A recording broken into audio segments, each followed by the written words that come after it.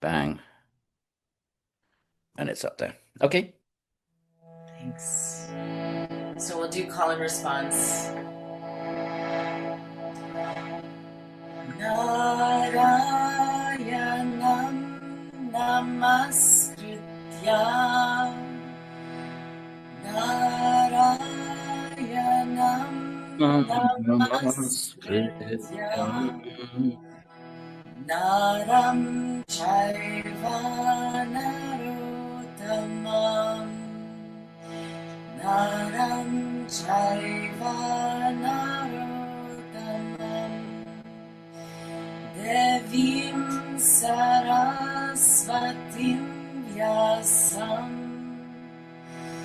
Devim sarasvatim vyasam Tato jayam pudirayat Tato jayam pudirayat. And then I'll sing once and then we'll sing 3 times together. Om Namo Bhāgavate Vasudevaya. 3 times. Om Namo Bhāgavate Vasudevaya. Om Namo Bhāgavate Vasudevaya. Om Namo Bhāgavate Vasudevaya.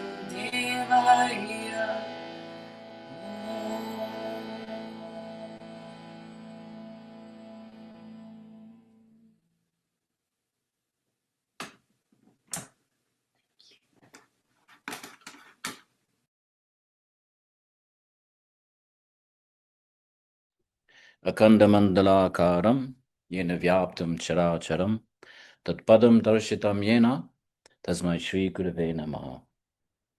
Sri Krishna Chaitanya Prabhu Nityananda Sri Advaita Gadadhara Shivasadi Gaur Bhakta Vrinda. Hey Krishna Karuna Sindhu Dinabandhu Jagatpate Gopesha Gopika Kanta Radha Kanta Namostate Tapta Kanchana Gaurange Radhe Brindavaneshwari Rishabhanu Suti Devi Pranamami Hari Priya Apavitra Pavitro Va Sarvavasta Gatopi Va Yasmaret Pundarikaksham Sa Bhayabhyantara Shuchi Namo Om Vishnu Padaya Krishna Prasthaya Bhutale Shrimati Bhaktivedanta Swaminiti Namine. Good evening, everybody. Thank you so much, Jessica. That was very beautiful. Next time, if you want, you can, go on a little bit longer if you want. 3-4 minutes, or if you care to, if that works for you. I would love that. I'm sure everybody would. Okay, just give me one tiny second. I'll be right back.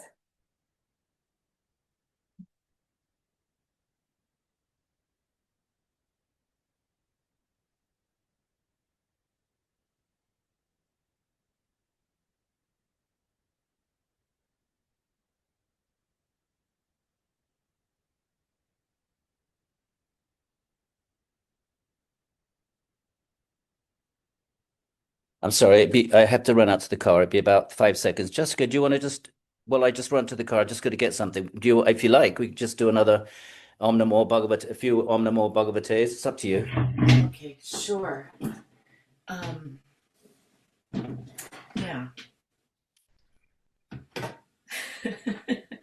On the spot, it's a little hard. Okay.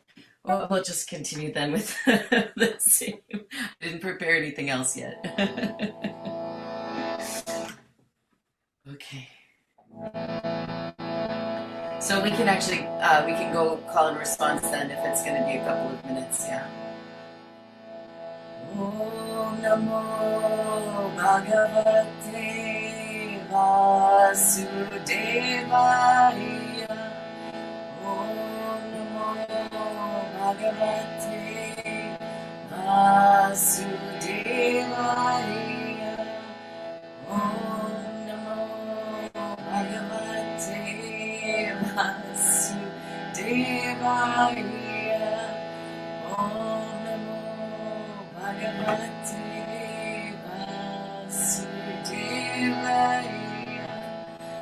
It's a bit, I'm just imagining all of you singing back to me. It's a little lonely in this room without you all singing with me. Maybe, You can all unmute if you like. what's that? You can all try and unmute if you like. It doesn't work out that well. I've tried it before. It works. It's very garbled, and everyone's coming in at different times, so You, it's not it's so beautiful. unmute. Yeah. Let's Well, see. it's beautiful to hear you. Oh, thank you. I wish I was kind of ready to do something else as well, but we could just do a few more like this. Oh, perfect. Perfect timing. Thank you, Jessica. Thank you. Thank you. Okay, I'm gonna mute everybody only so that you don't get embarrassed when you yell at your husband with your speaker on or whatever. Okay, my friends, so we just go straight to it. You got a chat there, Jessica. Check out compliments coming in through the chats. They're all yours. Okay, so we had the first question. He asked the assembled sages, "What is the Dharma?" This is Parikshit Maharaj. What is the Dharma of someone at the moment of death? All other dharmas, dharma is normally it's an unusual use of the word dharma because dharma is normally something that is associated with prakriti, but I suppose death is prakriti, so maybe that works. But dharma, conventionally the dharma shastras are about, duties in civic and social duties. You could also talk about the dharma of the body, I suppose. I don't think Ayurveda uses it, but here it's being used of the dharma. What is the dharma of the mind? Yeah, the mind is prakriti. So what is the dharma of the mind at the moment of death, where all other dharmas are useless? They have been what they have been. We did what we did. We lived our lives in the way we lived them, dharmically, adharmically, semi-dharmically, or whatever the case may be. But now death is there, imminent, and Parikshit knows precisely the moment, which is if you think about it, the greatest blessing you could imagine. If you really knew you were going to die at that moment, you at least would have. I mean, maybe most people would freak out, but yogis would be just consider that such a blessing. And Parikshit does exactly what a real Paramahamsa yogi would do. He fasts. He doesn't want anything to interfere. He doesn't want the mind to be distracted. Because as we know from the Gita, yam yam vapi smaram bhavam, tyajate ante kalevaram, tam tamevi taro jana, sadatad bhava bhavita. So whatever we think of at the moment of death, that's going to be our next birth. Of course, in conjunction with karma and so forth. So, and that thing, and whatever comes to the mind at the moment to death is likely to be the thing we have the biggest attachment to in life. And when we actually leave, we actually realize we're leaving. And by the way, you don't necessarily realize you're dying. I have a friend who's doing research now on post-mortem, the post-mortem immediately after death. And she's looking through the Sanskrit literature, but she's also looking at sort of medium literature coming out of the Western tradition. But she's herself is grounded in the Indian tradition. So I've encouraged her to, really, the Garuda Purāṇa, for example, has 3 or 4 chapters about it, about the immediately you leave the body and the disembodied soul and so on and so forth. But anyway, so that's an interesting thing, I feel. So Parikshit then is the first question to the sages. What is the Dharma then at that moment? What the Dharma of the mind? Because Dharma it doesn't pertain to the Atman. The Atman has no Dharma. It's just pure consciousness. So Dharma pertains to your prakritic, either the body, the Dharma of the body, the Dharma of the mind, your social Dharma, civic Dharmas, and so on and so forth. Shuka wanders in to the assembly. He's recognized instantly by his Brahma Tejas, even though all of these great saints have they've all had a Svarupa Vastanam. They've all had an experience of their Atman, and many of them are great bhaktas. Perhaps some of them even had darshan of Sri Bhagavan in one of his many forms. So, so he wanders in, is immediately recognized. by its characteristics. It's interesting. The Bhagavatam doesn't actually specify what those characteristics are. What are the characteristics that great sage recognize they're all Paramahamsas, they're all Jivan Muktas. So what is it about Shuka that they recognize that they instantly recognize that he's way beyond whatever state they've attained? Because you would think, well, once you've attained the Atman, if you're a Jnani, once you've attained the Atman, that's the end of the line. And if you're a Bhakta, once you've had a darshan of Krishna, then where do you go from there? So what is it? What were these characteristics are not mentioned? But, that's the sort of question that you look in the commentaries. And that's how the commentarial tradition works. You have the primary text, it's called the primary source, the primary text. And then, questions are raised, just like I raised a question, where you can imagine over the centuries, the Bhagavatas that are sharing the Bhagavad Purāṇa with their moment in time with students and disciples. Someone will put up his hand, or they wouldn't do that in ancient India, but they would say, Guruji, yeah, what are these characteristics? And then then the commentators would explain things in the text that perhaps their disciples have raised or their own minds have raised, questions like that. And the commentators then would elaborate on it, and they wouldn't just speculate. They wouldn't just give their own a point of view. They would draw on the scriptures. My guru was like that. He was just, all he did, his whole world was just Shastra. He was a Shastri. And you asked him a question and he would just, it was like having a conversation with scripture. You ask him a question and he would just respond with a verse. So he was that kind of that kind of a Shastri, means someone learned in Shastra, a great devotee, but he happened to be a Brahmana. And a Shastri are Brahmins. They're the ones that study the Shastra and teach the Shastra, meaning the Sanskrit text. It would just be Sanskrit. So these commentaries would deal with that kind of a question. What were these characteristics?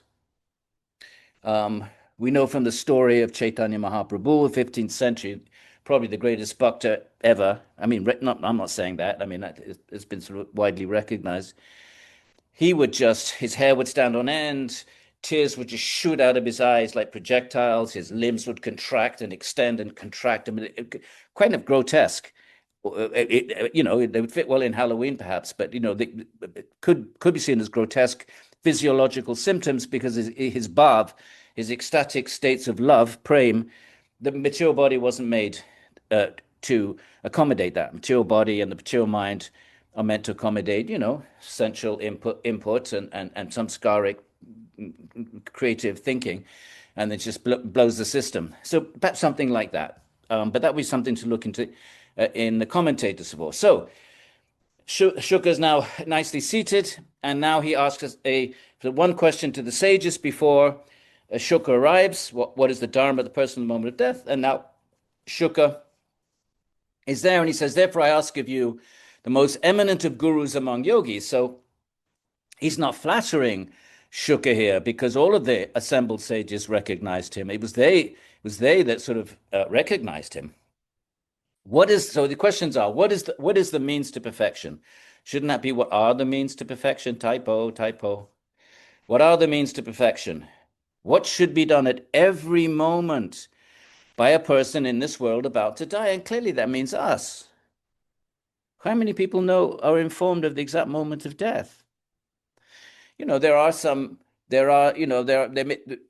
if that's a yogic siddhi. It's not in the Patanjali and third chapter. You hear stories of yogis who know that the moment of their death, but it's not a siddhi that's mentioned in the Yoga Sutra third chapter. In the Yoga Sutra third chapter, one of the siddhis is ability to know your past lives, but there's nothing there about knowing the moment of your death. But in principle, there's no reason why that couldn't be known, because when you're born, Patanjali says, your jati ayu bhoga, right, is fixed. So your ayu is fixed. Your ayu meaning how many breaths you're going to take in that form. I don't see why there wouldn't in principle be some method, be it astrological, or be it, the yogis can go into their chitta and they have access to their chittas. That's how they know all their past lives. So if they know all their past lives, one can infer they might have the ability to see the cluster of samskaras that are activated for this life. And they might have a way of quantifying that and translating it into the moment of death. I mean, it's not that possibility does not conflict with Sankhya metaphysics or yoga psychology. But anyway, for most of us, we don't have that knowledge. So what is to be done at every moment, meaning every moment for us, because we don't have that privilege. And what should be heard? Meaning, what samskaras should we allow into our minds? He's not eating, right? He's not walking around looking at things. So pretty much he's not using his senses, not in a Patanjali and Pratyahara sort of way. He's not closed them all down. He's a bhakta, right? He's sitting there with the assemblies, but it's really hearing that's the primary one. He wants to hear from the sages. So the primary sense that he's interested in now is hearing. And of course, from the five senses, actually hearing is prioritized, sacred sound, even more than darshana, even more than seeing.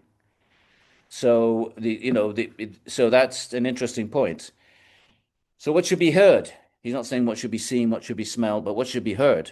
Because that's how knowledge is transmitted. That's how Bhagavan manifests in the form of sound. So hearing is the preeminent of the senses in Indian tradition. What should be heard?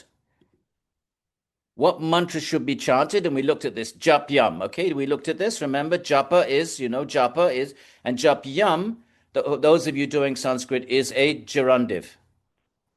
There's three forms of gerundive, the ya form. Okay? I'm not going to call anybody's name out, Alice, because then they could get in trouble afterwards. But that's a gerundive. Okay? So, jap yam. What should be chanted? What action should be performed by men, O Master, and women? Come on, let's get something. We need to, if I were now when I write, I should have been more attentive here. I'm conflicted on this, because you can't, if you start going down the road of gender equalizing everything, you're actually adjusting the text. And if you adjust the text in one instance, then what's to stop somebody adjusting in another instance? And then another one, and somebody saying, well, why be vegetarian? Let's eat meat and take out all the meat reference. Where do you end up with that? So I'm of the opinion you have to strictly follow, but certain things you can tweak a little bit. You could say people instead of men, even though the actual Sanskrit is the male noun. But that much I would be comfortable doing were I to do this again, and certainly in my writing now. People. What's wrong with saying people? Because clearly that's the intention. Bhakti is not in any way gender exclusive. The Vedic rituals are. Vedic ritualism is. In the Vedic ritual, the wife has to be at the sacrifice, but she sits next to the husband in a totally supporting passive role. So Vedic ritualism is gender exclusive and caste exclusive, but not bhakti. Sweeps all that away. In fact, the greatest bhaktas in the Bhagavatam are all women. The gopis are the greatest of all bhaktas ever in existence. And so many stories of the women that, the top two spots in love of God are female. The gopis and Yashoda. It's called Madhurya Bhav, the love of the lover, and the love of the parent, Madhurya, Vatsalya. The top two spots in terms of intensity, the highest possible intensity of love of God, because there's different flavors and forms, are female. So bhakti does away with all of that. So what mantra should be chanted? What action should be performed by men, O Master, right? Normally we act to fulfill desires or perform social duties, but we're going to die now. So what action should be performed then? What should be remembered, meaning what should we fix our mind on?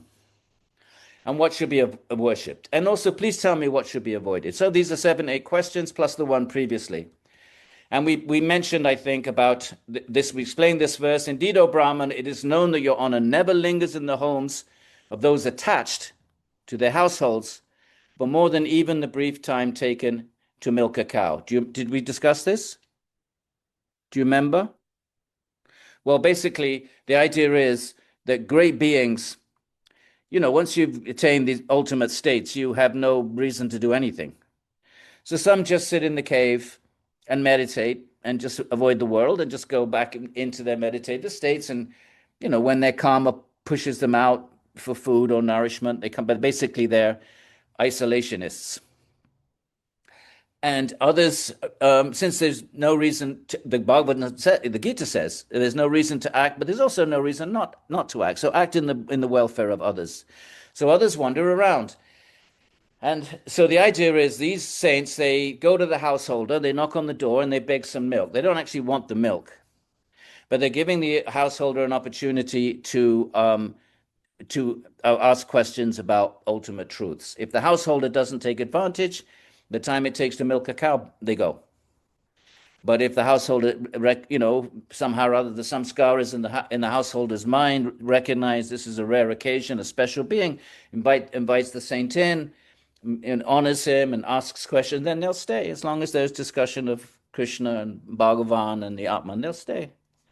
So that's the idea of this verse here. Your honor never lingers in the homes of those attached to their households. My friends, that's you and me. We're attached to our households. But they don't linger in households like ours for more than even the brief time taken to milk a cow. And then the subtext is, unless, of course, the householder takes advantage of, and by asking ultimate questions about the ultimate truths of life. So addressed in question in this way, with those sincere words, the great Shuka, he's the son of Vyas, remember the story, and knower of Dharma, responded to the king. And I think that's where we left off. So Shuka says, this question of yours posed for the welfare of people. So I guess the idea with that is Parikshit, this is a public event. This is the emperor of the known world. So, if it had been nowadays, you'd have had CNN, the BBC, and every news channel in the world there filming this. So this was a major, massive, the grandson of Arjuna, grandnephew of Krishna. It doesn't get bigger than that. Everyone else had died. He was I'm talking about, family credentials. Krishna was his uncle, a granduncle. So therefore, Shuka's saying, well, you're asking for the welfare of everybody, because then the Bhagavatam gets recorded and it gets handed down. And here we are in the 21st century, all over the world, even our little tiny Sangha, benefiting from it. So that's Shuka saying, you're asking this for the benefit of the world. And it seems true to me, because here we are anyway, right? It's the welfare of people. It's excellent, O king. It is appreciated by those who know the Atman. They already know the Atman. And therefore, one who knows the Atman is not going to be interested in anything else. Once you've known the Atman, even Patanjali says, Pada Vairagyam, right in the beginning. Right? What's Nirodha? It's Abhyasa Vairagya. And what's Vairagya? And there's the lower Vairagya and the Param. The Pada Vairagya is Guna Vaitrishna. Man, no interest in anything made of the gunas. So therefore, but they're interested in the Atman, they're interested in conversations about the Atman, because the Atman has nothing to do with the gunas. So it is appreciated by those who know the Atman. And from everything that is useful for people to hear, things are useful for us to hear, right? We need to know what the weather's going to be, if there's going to be a hurricane. So many things might be useful to hear. But it is the most worthwhile topic, because everything else is connected with Prakriti and aspects of Prakriti, and everything else is temporary. It's dealing with temporary subject matters that is not ultimate. But this is ultimate. It's the most worthwhile, but it's eternally ultimate. For those people who have not seen the truth of the Atman, that's you and I, or I'm assuming, certainly me, and are attached to their homes and households, there are thousands of things that seem worth hearing, O king. Right? We chatter away about so many things. We watch the news, we read the newspapers, where, there's even, even frivolous things like the lives of, Bollywood and Hollywood stars. So this seems to be thousands of things that seem to be important to us. But that's because, why? How does he framing it? We have not seen the truth of the Atman. And therefore we're interested in all these other things. This is interesting. The prime of life is carried away by sexual intercourse and sleep during the night, O king, and through striving for wealth and maintaining one's family during the day. Right, he's going to narrow it down. Okay, so let's say in the Vedic system, sexual intercourse, right, the idealized ashrama system, first 25 years, brahmachari celibate, then 25 to 50, right? He's talking about the prime of life, right? So that will be the prime. So that's 25 to 50. So that's the stage in the caste system, in the ashrama system, where people get married. So he's saying the prime of life is carried away, right? The body is strong and attractive still. And so it's carried away by sexual intercourse, right? And then sleep during the night. So that's a third of one's time gone. Okay, and then through striving for wealth and maintaining one's family during the day. So depending on your occupation, a businessman like a Vaishya, that would be one of the castes, that's wealth. But, whether you're Brahmin or Kshatriya or a Sudra, you would still be a family man. So you're maintaining the family according to whatever your Varna is. So that's half the life gone right there. Obsessed with one's body, right? We're always worried about our health and and aging and freaking out when we see white hairs, and so obsessed with the bodies, with children and wife, etc., which are like illusory soldiers. They can be snatched away at any moment. They're illusory.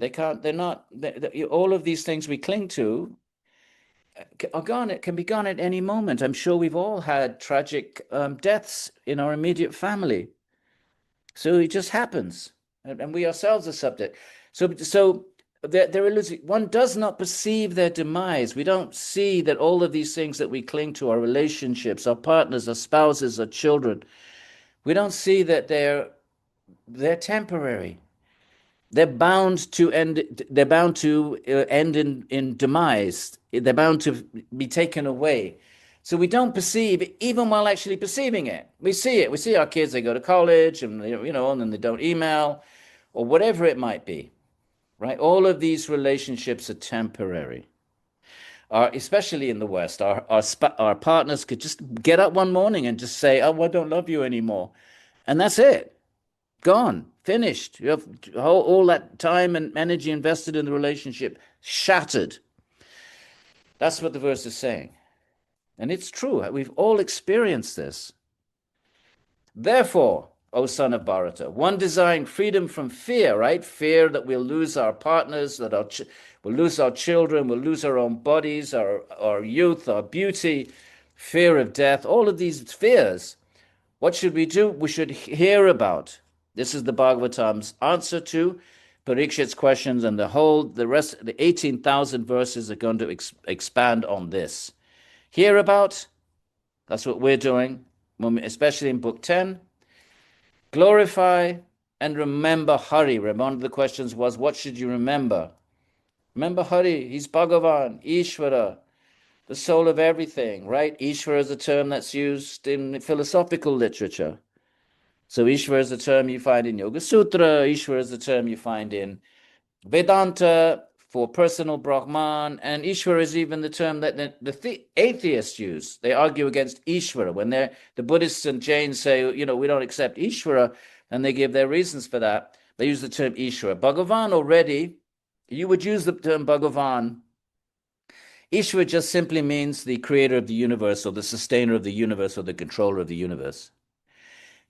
Once you accept that there is a God, then in the Indian tradition, pretty much all devotional traditions accept that Ishvara manifests in the world. And when the Ishvara manifests in the world, he manifests in a form. So it could be the form of Shiva, beautiful form of Shiva, form of Krishna, form of Narayana, form of Devi, Durga. All of them are very specific forms. Different, maybe different number of arms for the goddess, depending on what she's up to in a particular form. So this is the form, and then the forms have qualities. For example, when we started, I pointed to Tulsi. Well, Krishna always takes Tulsi. When you offer food to Krishna, you put a Tulsi leaf on it, but not to Durga, not to Shiva. This is the Tulsi beads of the Vaishnava. The Shaiva will wear Rudraksha. So these are all all of these differences because these forms of Bhagavan, they will have qualities and personalities and engage in different kinds of activities. And how do you become a bhakta? Well, you fall in love with a set of them, same as how you fall in love in the mundane world. Except you don't fall in love, you fall into illusion. But apart from that tiny little detail, in principle, right, in the daydream, in the fantasy of love, you fall in love with a form and the qualities of your beloved and the activities. So it's nama, rupa, guna, lila. So the nama is the name. So now, when you're on that level, that Ishvara is manifesting we has a particular nama, Shiva, Krishna, Vishnu, that's the name. A particular rupa, Krishna is blue and he's typically tribhangi, he has three bends, three curves in his body. If you look at the deities of Krishna, you see ding, ding, ding. And he always has a flute. That's how you know it's Krishna and nobody else. Nobody else. And he has a peacock feather, nobody else. And Shiva has his sanket, his signs, and nobody else has. The snakes or whatever it might be. Ganga bouncing on his head. Only Shiva, and only Shiva receives the Ganga. It comes from Vishnu, pokes his toe through the covering of the universe, and the spiritual waters outside come gushing in, and they would destroy the power would destroy the earth. So only Shiva can bear that force. So these are the qualities. So nama, guna, nama, rupa is the form. Nama, rupa, Kartikeya has a peacock feather. Okay, I didn't know that, so I'll have to check that. Is that true? Kartikeya, so I stand corrected. Thank you. But I mean, of course, the peacock feather is associated with Vrindavan, the place where there's full of peacocks. Yeah, well, Kartikeya, doesn't he ride a peacock? I think Kartikeya's vehicle is a peacock. But does he have a peacock in his turban? That's we could check up on that. Okay, but thank you for that comment in the chat there. So you have nama, rupa, guna, and then lila activities. So Shiva, and Parvati, they have their leelas, and so these, when Ishvara manifests with a nama and in a rupa and with gunas and performs leelas, we then might call Ishvara Bhagavan. So Bhagavan means one, right? Sanskritists. Van means possessor of. So Van means possessor of. So Bhagavan means possessor of bhagas, and bhagas means qualities. So each of these forms has distinctive qualities. So you wouldn't use the term Bhagavan if you're just engaging in a debate with an atheist. But first you have to establish there's a God in the first place, and then you can talk about whether the nama, rupa, guna, leelas of God. So if you're engaging in philosophical discussion, you use the term Ishvara, and that's the term used in philosophy. Between, let's say, the Nyaya school that are Ishvaravadins, they accept Ishvara, and the Buddhists that don't. So when you're having those kinds of debates, you use the term Ishvara. Why would you use the term, right? It's like saying, first you have to establish that there is a position of President of the United States, and then you can talk about any particular occupant of that position. It doesn't make sense talking about the occupant of president if you don't accept there's a presidency in the first place. So that's something like that. So that's Bhagavan. Okay, that's the difference between the term Bhagavan. Typically, these are not hard and fast rules, but generally speaking, in the meaning of the words, Ishvara means Ish, power. So Ishvara means the one who has most power. And what's the most powerful thing you can do is create a universe. So typically, when we're talking about the creator of the universe, then we would use the term Ishvara. But when we talk about Ishvara actually manifesting, what does it mean to manifest? It means to manifest a form, a rupa, and qualities, a guna, and engage in activities, lila, and have a name, nama. So nama, rupa, guna, lila. Okay? Are the aspects that would be associated with the term Bhagavan. So, okay. And we'll keep going. Just me 1 second. I was looking for somebody. Now, so here's Bhagavan Ishvara. So it's useful to, we can unpack these verses. I mean, we could spend a long time on each verse. I'm going to do this for the rest of my life. So you're welcome to join me. Once I retire, we can read, more than what we can read every week or several times a week. I mean, this is what, I'm going to be like Parikshit at the end of life. You retire. What do you do when you retire? What's the only useful thing to do when you retire?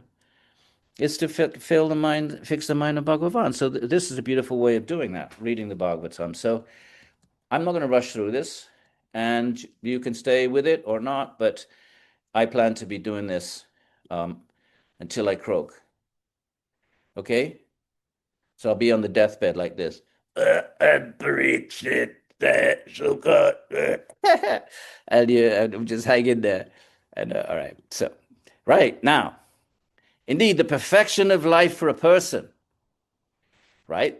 Whether through the paths of Sankhya or Yoga, through the performance of duty, which is Dharma, or through Jnana or Karma Yoga, what's the ultimate grand finale or the highest peak of any of those systems is to remember Narayana at the end of life. Narayana, the Ayana, the resting, the abode of all Naras, of all people. This is the goal of life. At the end of life, to remember Narayana. And my friends, don't think you're going to magically remember Narayana at the moment of death if you haven't practiced in life. I mean, there's always exceptions to everything. This might be some freak chance that whatever, but if we shouldn't imagine that we don't need to practice and okay, when I'm on my deathbed I'll remember. No, you won't.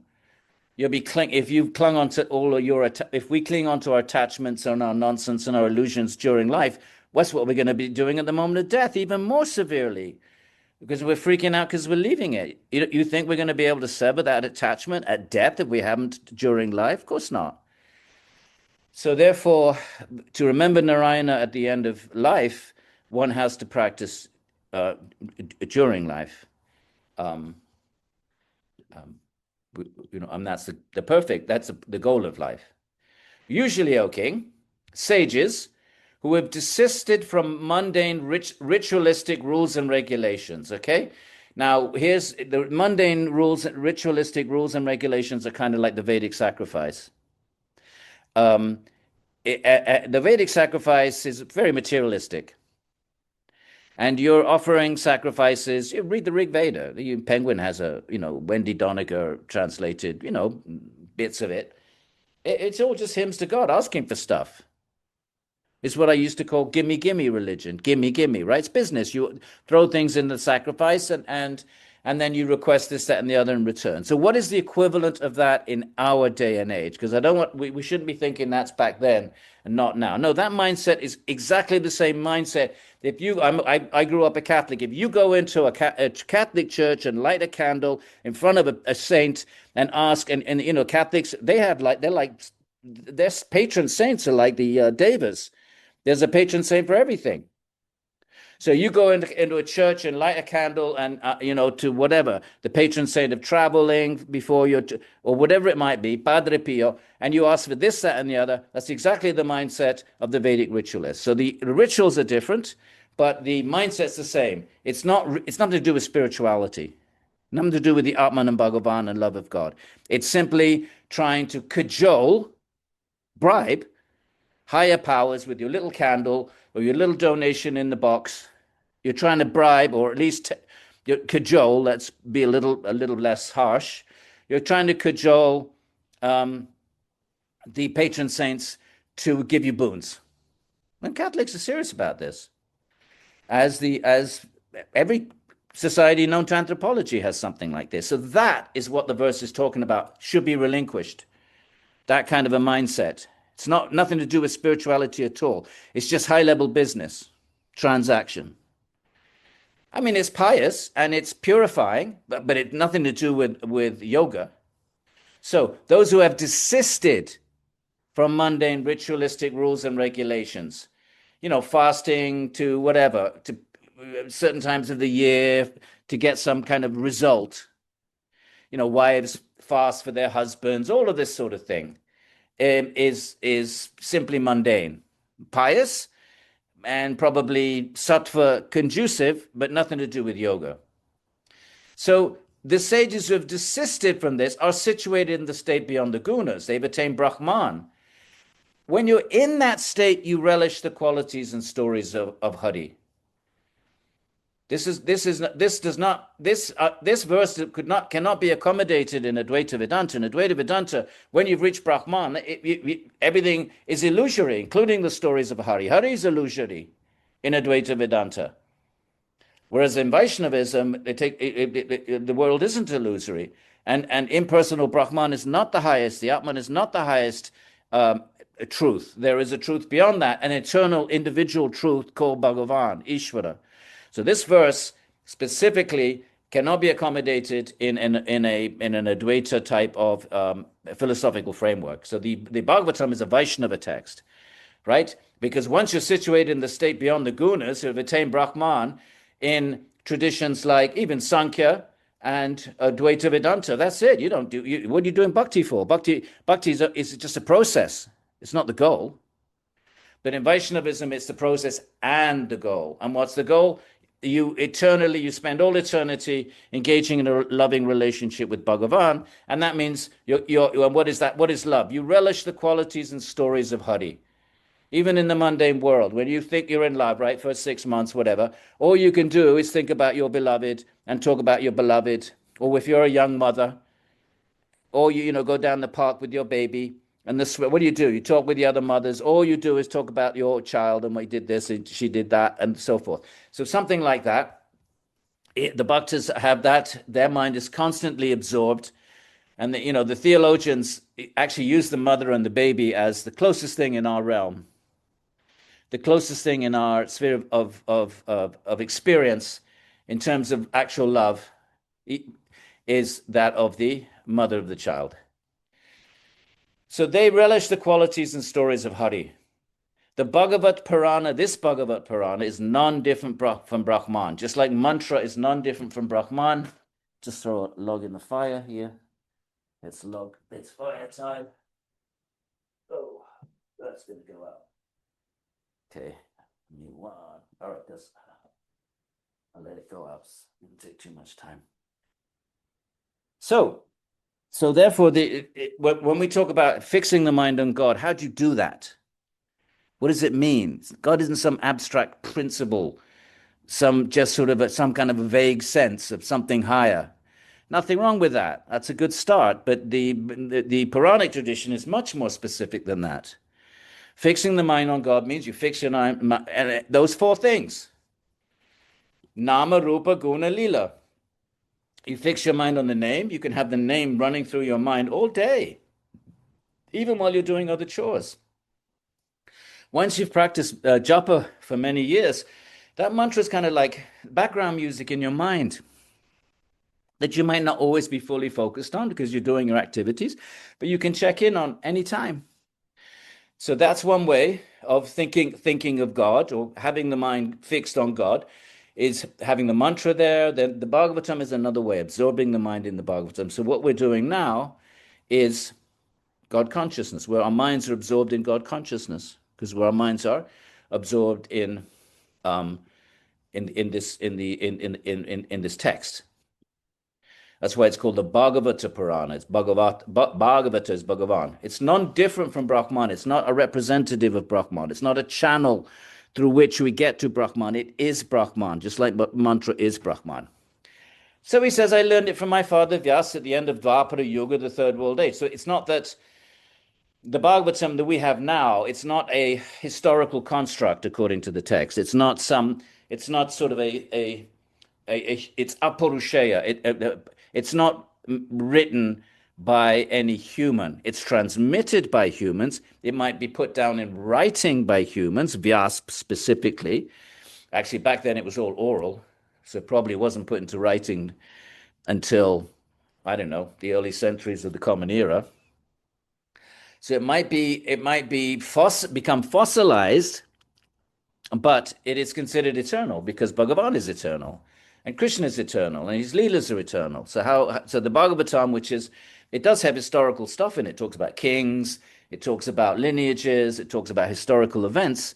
But the ultimate essence of the Bhagavatam, which is transmitting information about Krishna and other avatars, that's eternal, specifically Krishna, because some of the avatars are historical manifestations. They manifest in history, but they may not have eternal transcendent forms. But some of the forms of Bhagavan are eternal. They're beyond Prakriti, and they manifest in Prakriti, but they like Krishna's form is eternally exists in his own dimension of Goloka, the kingdom of God,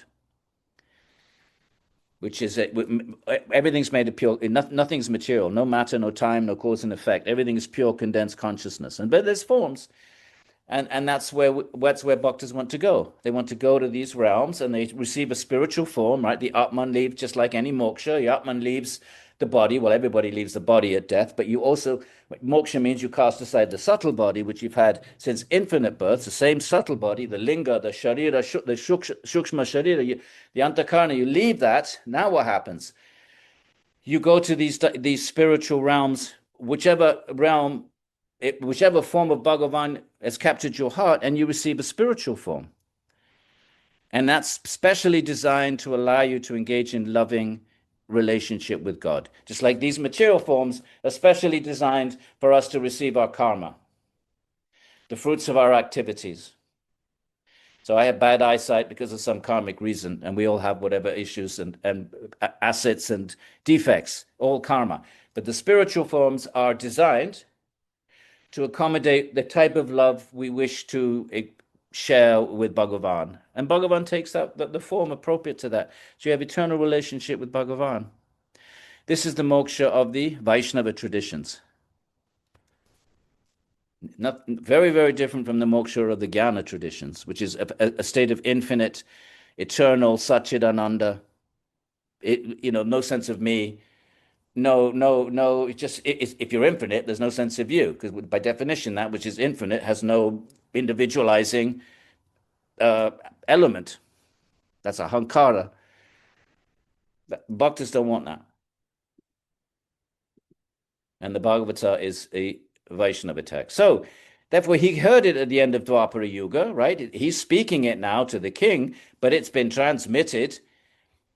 It's eternal, and it gets transmitted through different lineages, and he heard it in the previous age. And look at this. This verse is also, in a sense, challenging the goal of Advaita Vedanta and of Sankhya and of even Patanjali's Yoga Sutras.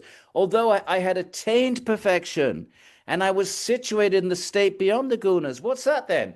Svarupa Avasthanam. He'd attained that state. Patanjali calls it Svarupa Avasthanam in the third verse, Nirbija Samadhi, Asampragnata Samadhi. He'd attained it. And the Jnana traditions are the traditions that seek the Atman, but that's the end of the journey. Not for Vaishnavas. He'd attained that, but his mind was captured by the pastimes of Krishna. So Krishna's got nothing to do with the gunas then.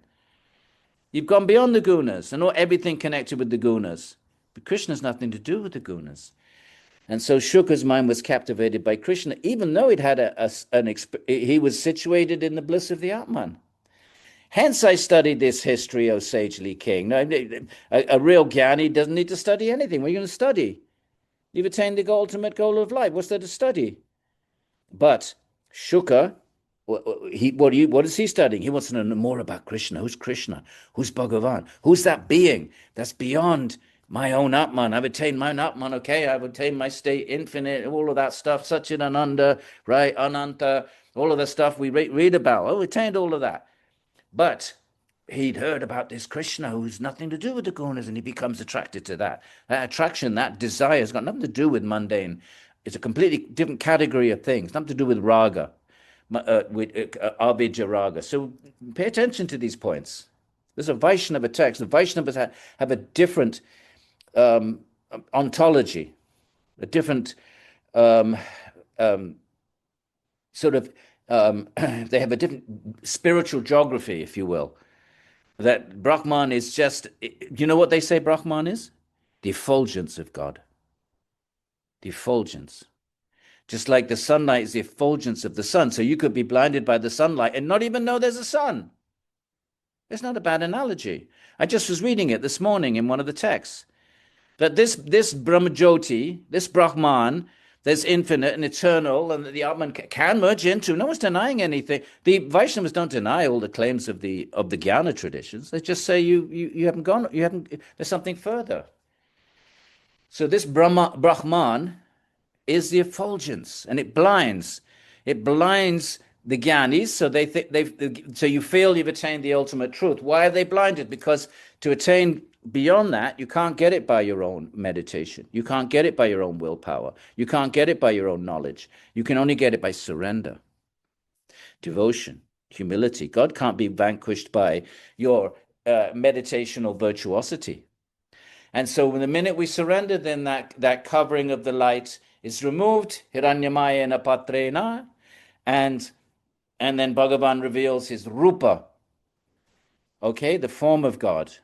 It's very, very different. I know many of us haven't been exposed to this because most of the traditions that have come to the West since the 60s have been Jnana traditions. And Guruji Iyengar, I asked him about this. Well, kind of not really, but I said, But anyway, one time I met him. So he's a Vaishnava. Krishnamacharya, hardcore Vaishnava. Krishnamacharya was an orthodox Sri Vaishnava, but that aspect of their tradition was not they did not transmit that to the West. So, but it's probably the dominant tradition in India. There are different schools of Vaishnavas, and they're the Sri Vaishnavas all over South India. Up north, you've got the Gaudiyas in Vrindavan and Bengal, the yellow Sikh. All the Vaishnavas have sacred clay going upwards like this. And there's 6 or 7. One of the newest one is the Swami Narayans. We got a temple down the road here. I've never seen anything like it. If you're living in New Jersey, you've got to check out Bridgewater Swami Narayan Temple. Go online. If they were to have 7 new wonders of the world, my friends, if they were to say, okay, let's start off with 7 ancient ones, and then we have the 7 modern ones, but they're not modern anymore. If we were to have 7 like modern wonders of the world, that's got to be one of them. That's going to be one of them.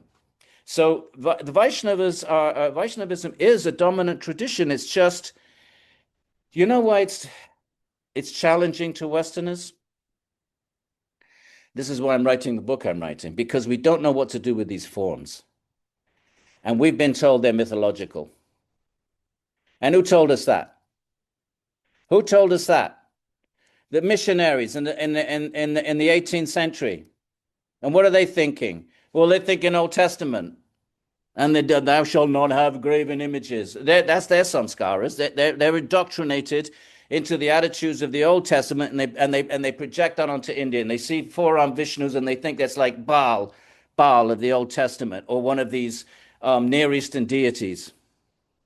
And then this whole idea of mythology then starts getting bandied about, and we don't know what to do with the forms.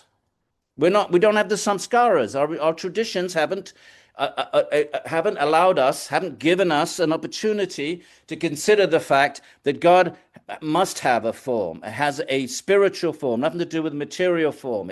It's a form of pure consciousness and must have infinite forms because God is infinite. And these are beautiful forms. God must be beautiful. To be beautiful, beauty is form. So we don't have the samskaric equipment, many of us, to know what to do with it. So what do? We hear this term mythology and we say, okay, let's stick it in the category of mythology. Oh, that's convenient. Now we can, put a little Patanjali in the corner of the yoga studio and he can sit there and we ignore him. And that's what we think forms are. So the Bhagavatam is going to undermine all of that if we stick with it. So we should be aware of our own limitations, our own presupposition, and where do they come from? That's what I'm doing in this book. I'm excavating where does this whole anti-form myth idea that God can't have a form, and the idea that the Indian traditions are mythology, where's that come from? That's mythology is a laden term, my friends. It means it's not true. What does it mean, mythology? It's not true. And Indians don't even realize what the term means. They call their own tradition mythology. They don't realize it. So the Bhagavatam is going to hopefully give us new sets of samskaras and force us to reconsider our notion of what God can and can't be. And then, of course, we make our own decision. But first, we need to be exposed to what are these forms then, according to the tradition. So although he had attained perfection and was situated in the state beyond the gunas, says Shuka, his mind was captured by the pastimes of Krishna, Leela. That's the fourth thing. Nama, Rupa, Guna, Leela. Write those four things down, my friends, so I don't have to translate them all the time. Nama is the name of a particular manifestation. So Shiva is the Nama of a particular form. Vishnu, Narayana, same thing. But the same thing if you didn't know that. Krishna, that's the Nama. And each form has a Rupa. Each manifestation has a Rupa form, very specific form, right? Just look around my room here, and you see Sitaram there, that's a particular form. There's Hanumanji, he has his Rupa, he has a Nama Rupa. Durgaji, she has a Nama Rupa, and all of them have qualities, right? So what's the quality? What's the guna of Hanumanji? He's an ardent bhakta. He's the quintessential servant. He exemplifies service, love as service. And Durga is, of course, the protector, and she has her qualities, and she has her gunas, she has her weaponry, she has everything specific to her. Okay? And then over here we probably have, what do we have over there? Oh, look, that's Shiva. Beautiful Shiva. All these deities are going to Rome, by the way. I'm going to be selling the house in a few months, and they're all going to Rome. I'm taking them to Rome in 10 days. Got to wrap them all up in foam. So you come and visit me in Rome, and you can have darshan of all these rupas with their gunas, and all of them have leelas, activities specific to them. Okay. So Shuka then says, I will narrate that Purāṇa to you, that meaning this Purāṇa, the Bhāgavata. You're a great soul, sir. Now here's the claim of the Bhāgavata, my friends, take it or leave it. The Bhāgavata claims devotion for Mukunda is awakened in those who have faith in it. If faith, I would say, simply means listen with an open heart. You don't have to believe it. Don't just jump into something dogmatically. But what I hope all of you can bring to this Sangha is not faith. How can you have faith in something you don't know? But what I hope you bring is an open heart. And you're going to be exposed to a tradition, again, not some minor little sect up in the Himalayas no one's ever heard about, like Hatha Yoga Pradipika. Mainstream. This is probably the dominant tradition in India. It just didn't get exported in the counterculture of the 60s. Most of those traditions were Jnana, Advaita traditions. So what I hope if we can bring an open heart, the text claims that with that open heart, the seed of bhakti will be transmitted through the air and enter the heart and plant a seed. And it's called the Bhakti Lata Bij. Once it's there, there's nothing you can do about it. Your mind will be overcome by bhakti. If not in this life, in the next. It doesn't give us a timeline. It doesn't promise it doesn't give us it's not like Pariksha 7 days, but it's a bija, a samskara different from all other samskaras. Other samskaras are pushed by tamas, like what you did in your last life. They're pushed in, what Freud would call the subconscious, and covered by tamas. They're there. Occasionally they pop out, like a deja vu experience or a phobia or something. But for the most part, they're covered. Not Bhakti Lata Bij. So if we don't finish our journey in this life, in our next life, something will happen. You'll encounter a picture of Krishna. All of a sudden, you'll just be instantly attracted, and you'll have no idea why. Or you'll encounter someone speaking about Krishna, or you'll walk into a kirtan and you'll just start crying, and you'll have no idea why. That's because the Bhakti Lata Bija is different from all other. It does not get pushed into the subconscious. It remains there. Gita says at the end of chapter 6, Vasho api, as if by force. It will push its way back into our consciousness, and we pick up the journey again in the next life if we don't finish. Well, I certainly won't finish in this life, but perhaps some of you will, in which case, drag me along with you. Right then. Now, one of the question was, what is to be japyam, Jarandiv? What is to be chanted? The chanting of the name of Hari, right? So that would be, my own mantra is the Hare Krishna mantra. right? Hare Krishna, Krishna Krishna, Hare Hare, Hare Rama, Rama Rama, Hare Hare. But the Bhagavata Purāṇa doesn't actually mention that mantra. That was introduced in the 16th century by Chaitanya. The Bhagavata Purāṇa has two other names of Hari. Om Namo Narayanaya, which if you're looking for a mantra, then any or an Om Namo Bhāgavate Vasudevaya, which Jessica started us off with at the beginning. So those are the two mantras in the Bhagavata. So that's three mantras. The Om Namo Bhāgavate Vasudevaya. You could, if you wanted to start a japa practice, you could take that, or you could take Om Namo Narayanaya, especially if you have a connection with Guruji Iyengar or somehow you have faith, because usually you get the mantra from a guru, someone you have faith in, right? Because you don't know. How do we know? So we typically get our mantras from a great being that we study their lives. We observe them, and we feel we trust them completely. They seem impeccable. They're not trying to rip us off. They want nothing from us. They're renounced. They're just benevolent beings. They just here for our welfare. So then we take the mantra from a person like that. So if you have faith in Krishnamacharya or Guruji Iyengar, then you might like to take the mantra of that tradition, which is Om Namo Narayanaya. If you feel you want to start, my mantra is the Hare Krishna mantra. I've been chanting that for 45 years. So I have such a deep groove that it's just there in my mind pretty much all the time. But I actually quite like Om Namo Bhagavate, but personally I quite like Om Namo Bhagavate Vasudevaya, but it's too late.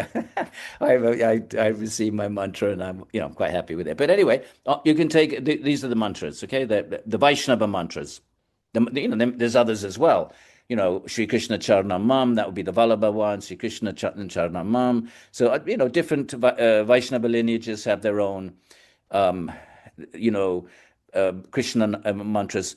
The Nimbarkis have, instead of Hare Krishna, Krishna Krishna, Hare Hare, Hare Ram. By the way, that Ram is not Ram of the Ramayana. It's Rama meaning the enjoyer. So it's also a name of Krishna. Rama means the Sanskrit root Ram means to enjoy. So Rama means the enjoyer.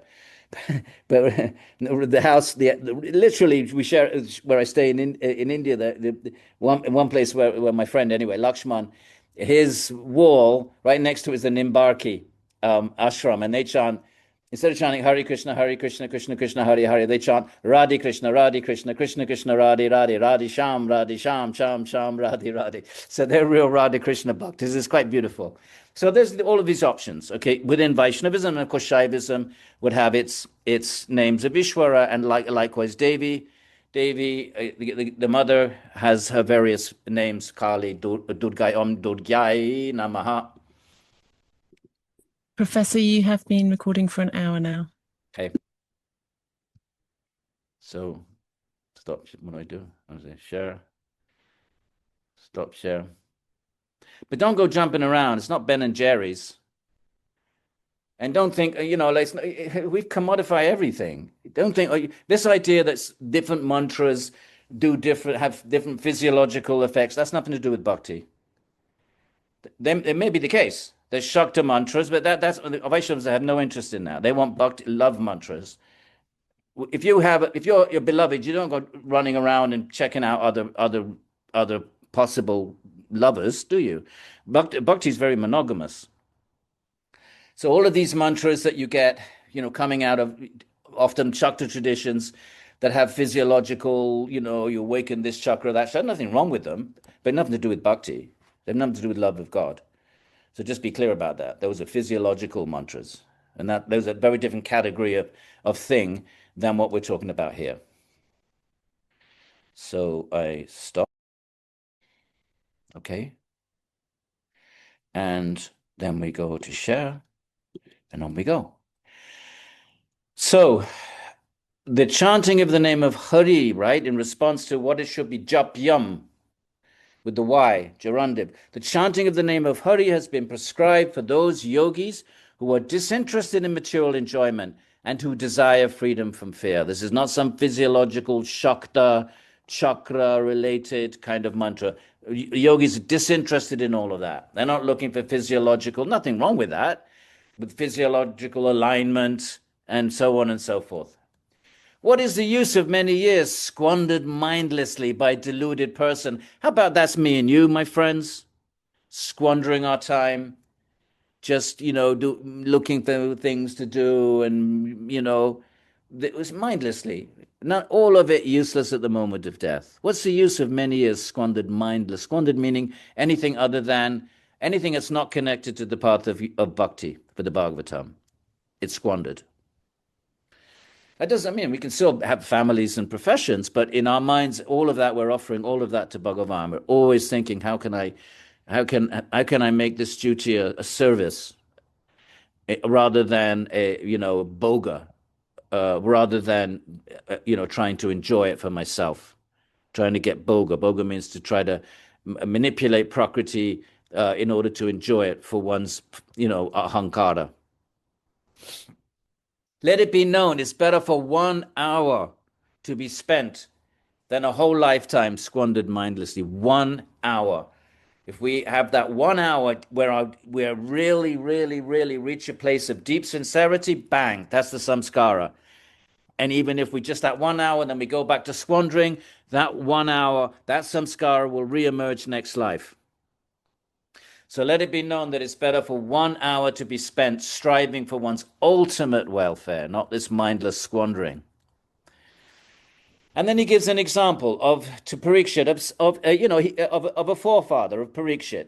So the kings like to talk about their forefathers, and they like to, usually in the Mahabharata, it's more kind of a warrior thing, where you talk about your forefathers, especially if you want to get someone to fight. You say, well, your forefather, and you try to sort of incite notions of heroism based on, your family line, your reputation, and your forefathers did this, that, and the other. So it's kind of a warrior thing. But here he's doing it as a kind of yogic thing.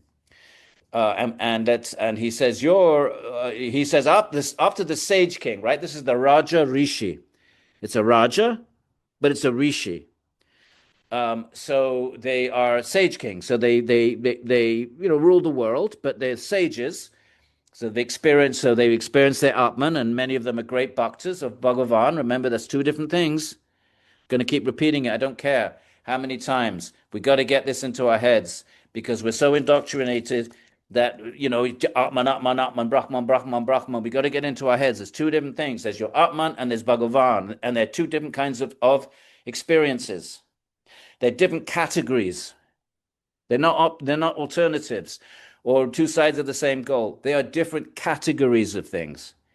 Your own Atman, individual Atman. It's an individual in Vaishnavism. You never cease to be an individual. You don't merge into something else, some greater Brahman. That's Advaita Vedanta. It's not any of the other schools. It's not yoga. It's not Sankhya. It's not Nyaya. It's not Vaisheshika. It's not Mimamsa. The 6 schools, which is a fiction. But even those 6 schools, 5.5, the Atman is eternally an individual. It's only Advaita Vedanta that individuality is an illusion that evaporates upon enlightenment. That's Advaita's view. But they all share the view that the Atman is infinite and eternal. They share a lot, Advaita Vedanta and the other traditions. Okay, but Bhagavan is a different category of thing. In Advaita Vedanta, Bhagavan is illusory. This is why the Vaishnavas, the objective of Advaita Vedanta, they get very upset because Advaita is trying to evaporate their beloved Ishvara. So that's why Ramanuja, his commentary is like 500 pages, 100 pages. Before he even starts 111, before he starts the first verse of the Vedanta Sutra, Chapter 1, Adhyaya 1, verse 1, before he even takes it on 100 pages, he rebuts what he calls the Mahapurva Paksha, the great opposing point of view. That's Advaita. 100. Why does he do that? It's not because Shankara says the world is unreal. Who cares? Vaishnavas say it's real, but everybody agrees it's temporary. That's not the issue. Is the soul an individual? Fine. Vaishnavas say eternal individual. Advaita says no. But both agree that when you're in the state of Swarup Vavastanam, your experience is infinite, eternal, and blissful. So practically speaking, they share the same view in that regard. So that's not the issue. What is the issue? The issue is that Shankara says the world is unreal, the creation is unreal, therefore the creator is unreal. That's the issue. And there's no way the Vaishnavas are gonna play dead if you start telling them their beloved Bhagavan is illusory. So that's where the main focus of the debate and the rejection of the Vaishnavas of that aspect of Advaita Vedanta. Otherwise, they accept, they revere Shankara, they respect Shankara and they honor Shankara. They just don't sign off on that. So, and they have to defend their tradition.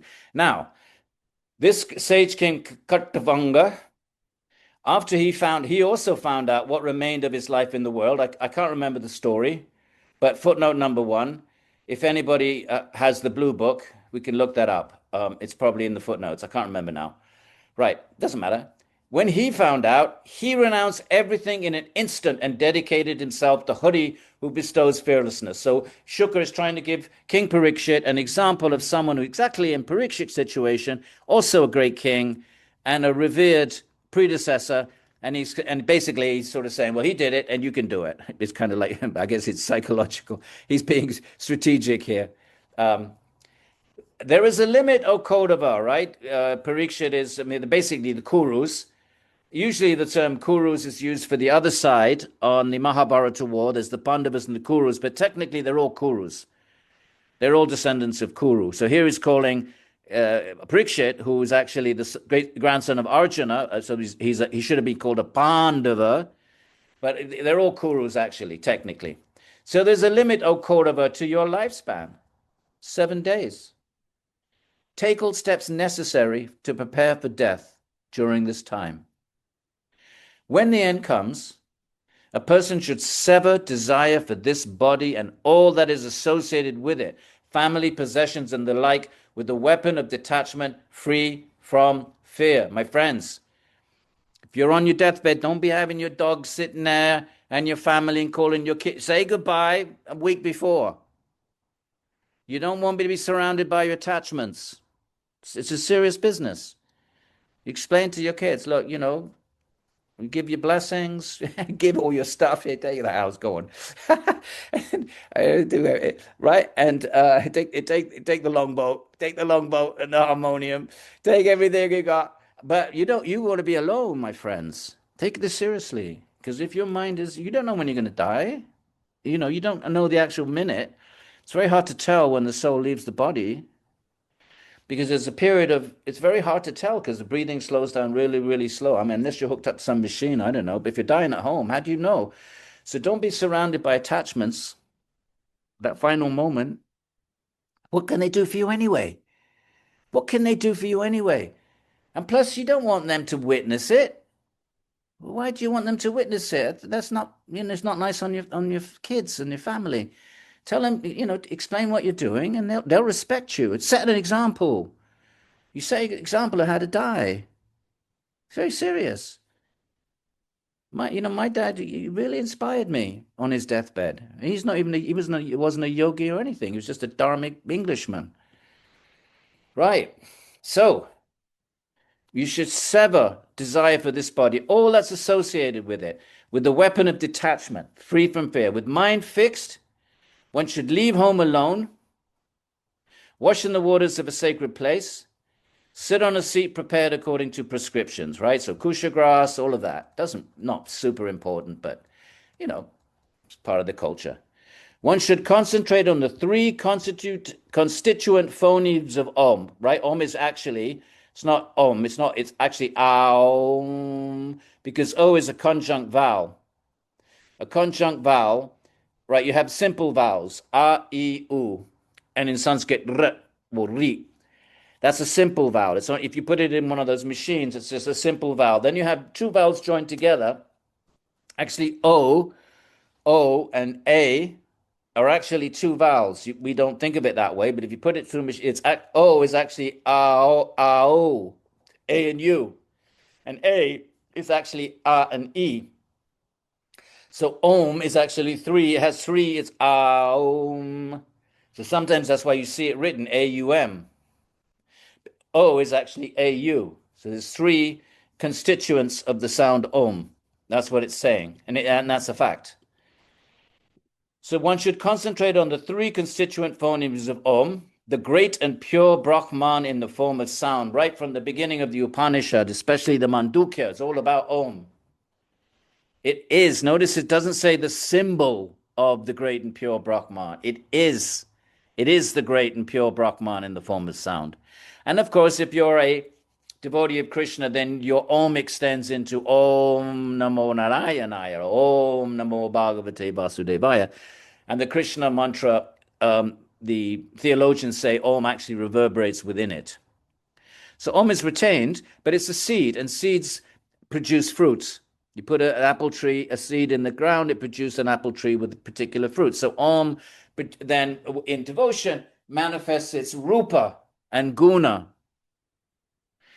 in the form of Om Namo Narayanaya and so forth. So Om means Om, and the extension of Om in the extension of the name of the extensions of Om in the form of fully manifest, not a seed, but fully manifest nama rupa guna. So now we have Patanjali and yoga. And it's not the only form. This is not the only way of dying, by the way. This is just one method. This is the Patanjalian method. Right? Restrain one's mind, that's nirodha. Control one's breathing, pranayama. Keeping one's mind fixed on that seed of Brahman, which is dhyana dharana, right? So Patanjali says this. He says, Ishvara tasya vachaka pranavaha. Ishvara manifests as Om. And tajapa tadartha bhavanam. You should do japa on it, keeping in mind what it is. It's God, it's Narayana. Surrender to the sound. So this is classical now Patanjalian yoga, okay? With the intelligence as the driver, right? When you're doing Chitta Vritti Nirodha, we all know what that means. You're stilling the mind, a la Patanjali, right? So you're doing Om, Om, Om, right? And then your mind gets distracted by something. You start thinking of email, right? So Om, Om, Om. It's coming out your mouth, but the mind's gone off to thinking about email. Then another voice, you might be gone for 2-3 minutes without realizing it. Then another voice, brings it back. That's the Nirodha Samskara. That's the intelligence as the driver. Okay, so within the mind, you have the lower mind, you have the manas, and you have the buddhi. Sankhya even divides it up into two. Yoga just talks about chitta, but Sankhya talks about two, buddhi and manas. So the driver is the buddhi. Buddhi is the one, and Patanjali has a nice word for it. When you're doing nirodha, you're stilling the mind. Who's nirodhaing? And he calls it the Nirodha Samskara, also known as the Virama Pratyaya in Patanjali. Okay, so with the intelligence as the driver, and you can look at the footnote, I have no idea what I've put there. One should remove the senses from the sense objects by means of the mind. So now the mind, because the mind is the doorkeeper, it's the sixth sense because it has a relationship with the senses on the outside and a relationship with emotions and etc. on the inside. So that's pratyahara, which is the fifth limb of yoga, removing the senses from the sense objects, pratyahara. If one's mind becomes disturbed by agitation, one should focus in on the desired object, Lord Krishna, by means of the intelligence. So you get distracted, the intelligence drags you back. You never say you can't do it. Don't give up. Don't give up. It's hard work, meditation, my friends. And we have this silly, romantic idea of meditation. We can sit there with the sound of harps and running water. It had nothing to do with it. Meditation is hard work. You fix the mind, wanders off, bring it back, wanders off, bring it back, wanders off, bring it back. It's a hard work. So that's the intelligence that's bringing it back. The mind itself is wandering. So that's the lower and the higher aspect of the chitta, which Sankhya calls buddhi and manas. Now here is a different kind of meditation, where your mind is fixed not on Om, but you fix it on the form of Bhagavan. One should meditate on one limb of the Lord with uninterrupted mind. This is why the Bhagavatam is full of descriptions, and they're very repetitive. Krishna, he wears a garland of forest flowers. He wears a yellow dhoti. He has the flute. His form is bent in 3 places. He has, beautiful hair. He has lotus eyes. He wears earrings. He has armlets. He has bracelets. Again and again and again and again. Why? Because you have to internalize it. Remember, there was no books back then. You heard this, so you had to hear it and hear it and hear it. You fix it in your mind. So why? So when you sit to meditate, all of that, when you've heard it so many times, every time you hear it, it's leaving the samskaras. Now you're sitting to meditate. You can, or those samskaras, you can activate them in your mind, and you form a deity made of samskaras. There are different kinds of deities. They can be made of marble, brass, diamond, picture, anything, but they can be made of mind stuff. And what's mind stuff? Nothing other than samskara. So you create an internal image, an internal murti. Murti means a deity, internal. And to do that, you have to hear it and hear it and hear it. Each time you reinforce it, reinforce it, reinforce it, reinforces. So this is one type of meditation, not the only type. One type of devotional meditation on Bhagavan as a person. So you fix the mind. Right? Meditate on one limb of the Lord with uninterrupted mind. After controlling the mind and removing it from sense objects, one should not think of anything else. You fix it on the rupa, the form. The mind should take pleasure there alone, the supreme destination of Vishnu. At a certain point, that mental samskaric image at the very end, what's the grand finale? It dissolves and the actual Brahman form of Bhagavan manifests. No different from Advaita Vedanta. You fix your mind on Om, Om, Om, Om, Om, right? It's a sound. It's a mundane sound. But at a certain point, that dissolves and is replaced by an experience of infinite, all-pervading Satchidananda Brahman. It's the same. You have to use the mind. The mind is indispensable for any form of meditation. Who's meditating? Not the Atman. It's the mind that's meditating. So the mind is the gateway. And the mind has to be fixed on something. In Advaita Vedanta, it's fixed on the impersonal, the Om aspect of reality. And in Vaishnavism, on the personal. Okay? Is this all? I'm going to repeat this and repeat it and repeat it. So the Svādhyāya is repetitive, just like asana is repetitive. You don't say, well, we did that asana before. No, you do it again and again. Each time you go deeper and deeper. I've been reading this Bhagavata for 48 years. Every time it's completely new. And there's no text like that. You read some mundane text. You read it once, twice, 3 times, and then you're sick to death of it. Not Bhagavatam. Same with mantra. Never get tired of it. So there's something about this. What is it about it? It has divine presence. You never get sick of divine presence. It's eternally intriguing. Normally, verse 20, one's mind is harassed by rajas, right? Rajas means we're plagued by infinite desires, constantly desiring, imagining, fantasizing, dreaming we're our soulmate, we're looking for a partner, we're looking for fame, we're looking for whatever it is. So that's all rajas. And deluded by tamas. Tamas is lethargy, depression, lack of interest in anything, procrastination. So our minds are harassed by these gunas. A wise person should control the mind by dharana, which is the 7th limb of yoga, concentration, and destroy all the impurities created by it, right? How do you destroy the impurities, the klesha? Patanjali says, Yoganga Anushtanat Ashuddhi Kshaye. You destroy the Ashuddhi. In the first verse as well. Tapaha Svādhyāya Ishvara Pranidhana Kriya Yoga Kleshatanu Karana. You weaken the kleshas. By Kriya Yoga, Kleshatanu is the phrase. You weaken the impurities.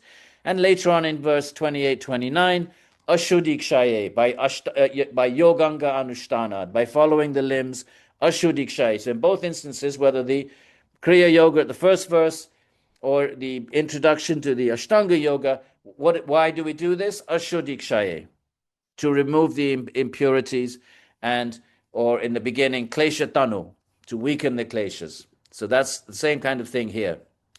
Destroy all the impurities. This is all coming out. This is all coming out of the same tradition. It's just that Patanjali, even though Ishvara is there, and even though you're supposed to fix your mind on Ishvara through japa, Tadartha Japa Tadartha Bhavanam, but the goal is not Ishvara.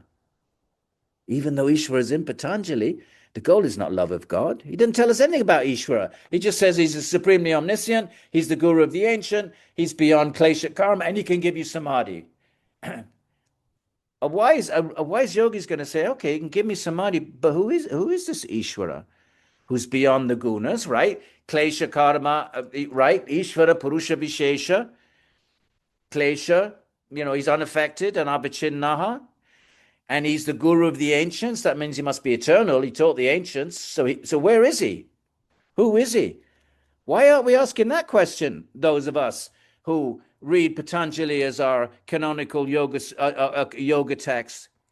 You do a yoga teacher training program. If you do a teacher training program now in the West, many of them, you do 20 hours of Patanjali. Why aren't we asking, who's this Ishvara?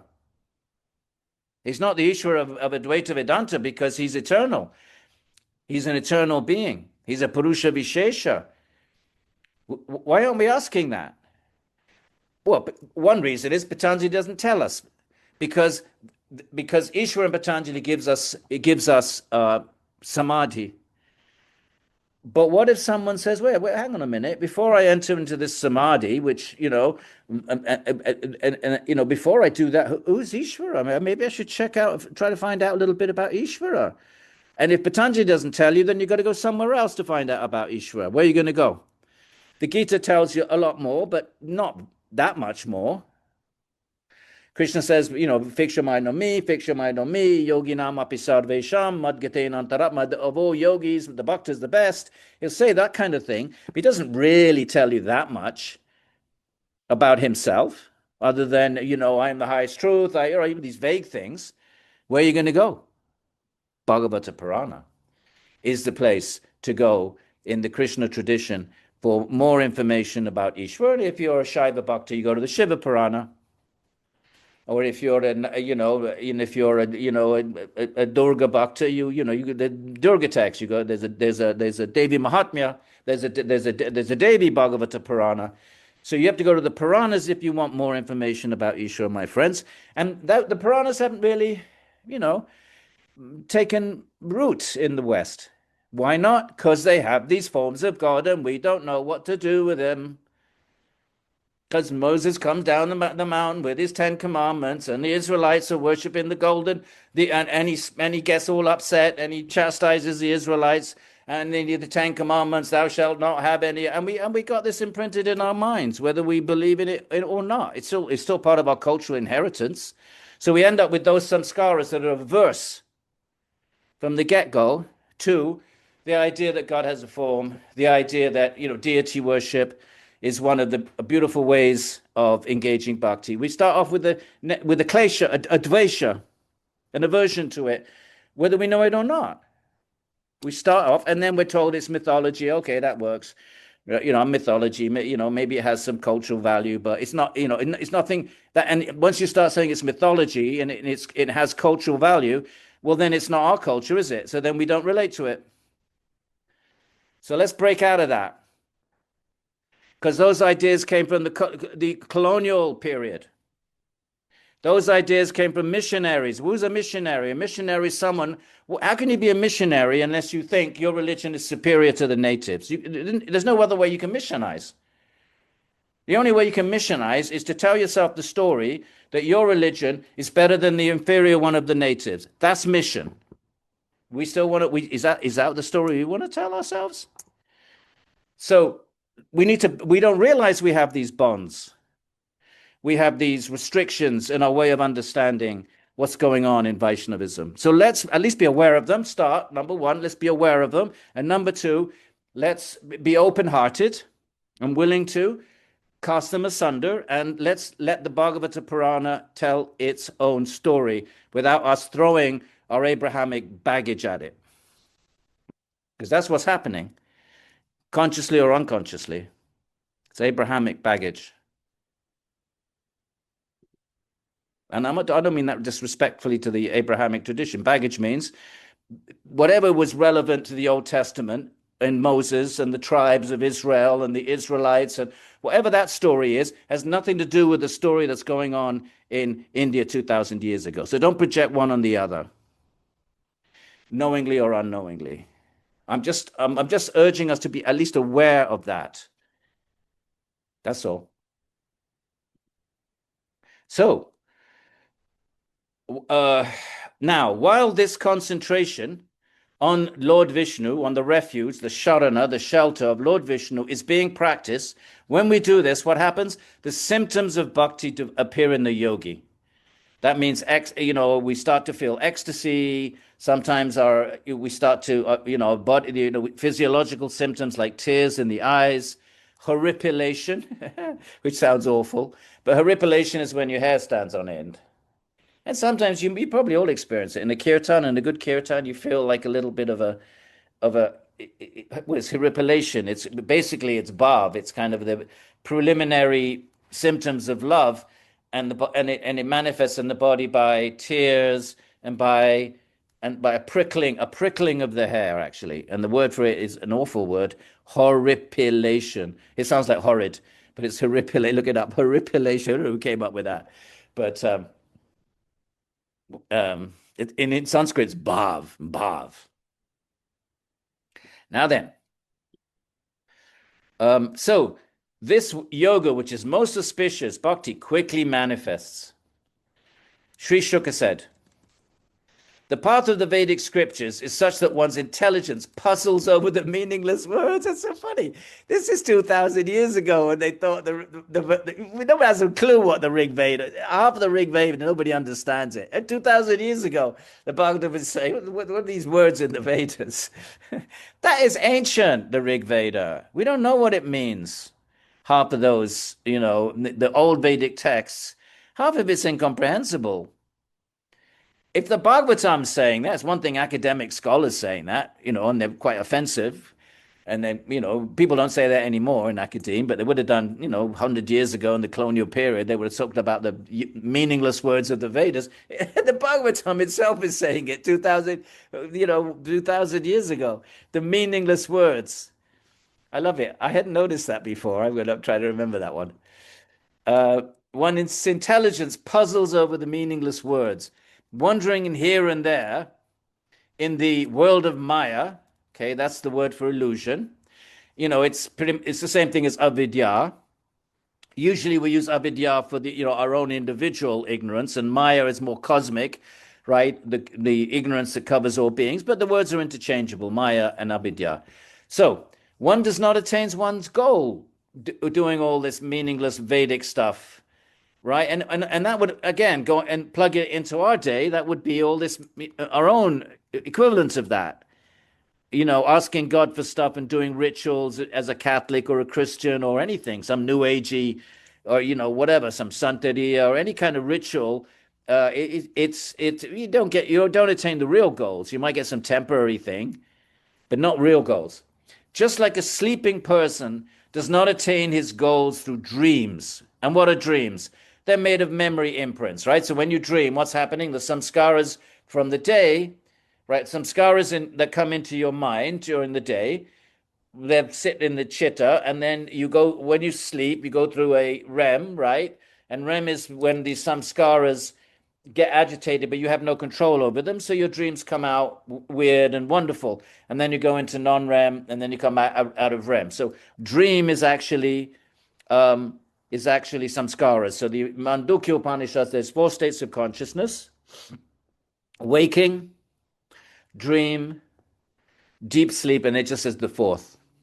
Doesn't even give it a name because it's beyond name. And that's the Svarupa Vastanam of Patanjali. 4 states of consciousness. The Mandukya, very small little Upanishad, just has a dozen verses, half of them dedicated to Om. Well, the whole thing is dedicated to Om. Sorry, Edwin, and who gives the name Turiya? The Mandukya Upanishad, the 4th, Turiya. Oh. And elsewhere it's called the Chaturta, same thing, the 4th. So look at the Mandukya, it's the Turiya. And you name the other ones, you say waking, dream, 4th, and then you just say the 4th. What point are you making? You're saying it's beyond, it's not a samskara. It's not, for something to have a name, it has to have a shape or a form. It has to be different from other things. If you name something, for it to be a thing that has a name that's distinct, it has to be distinct from other things.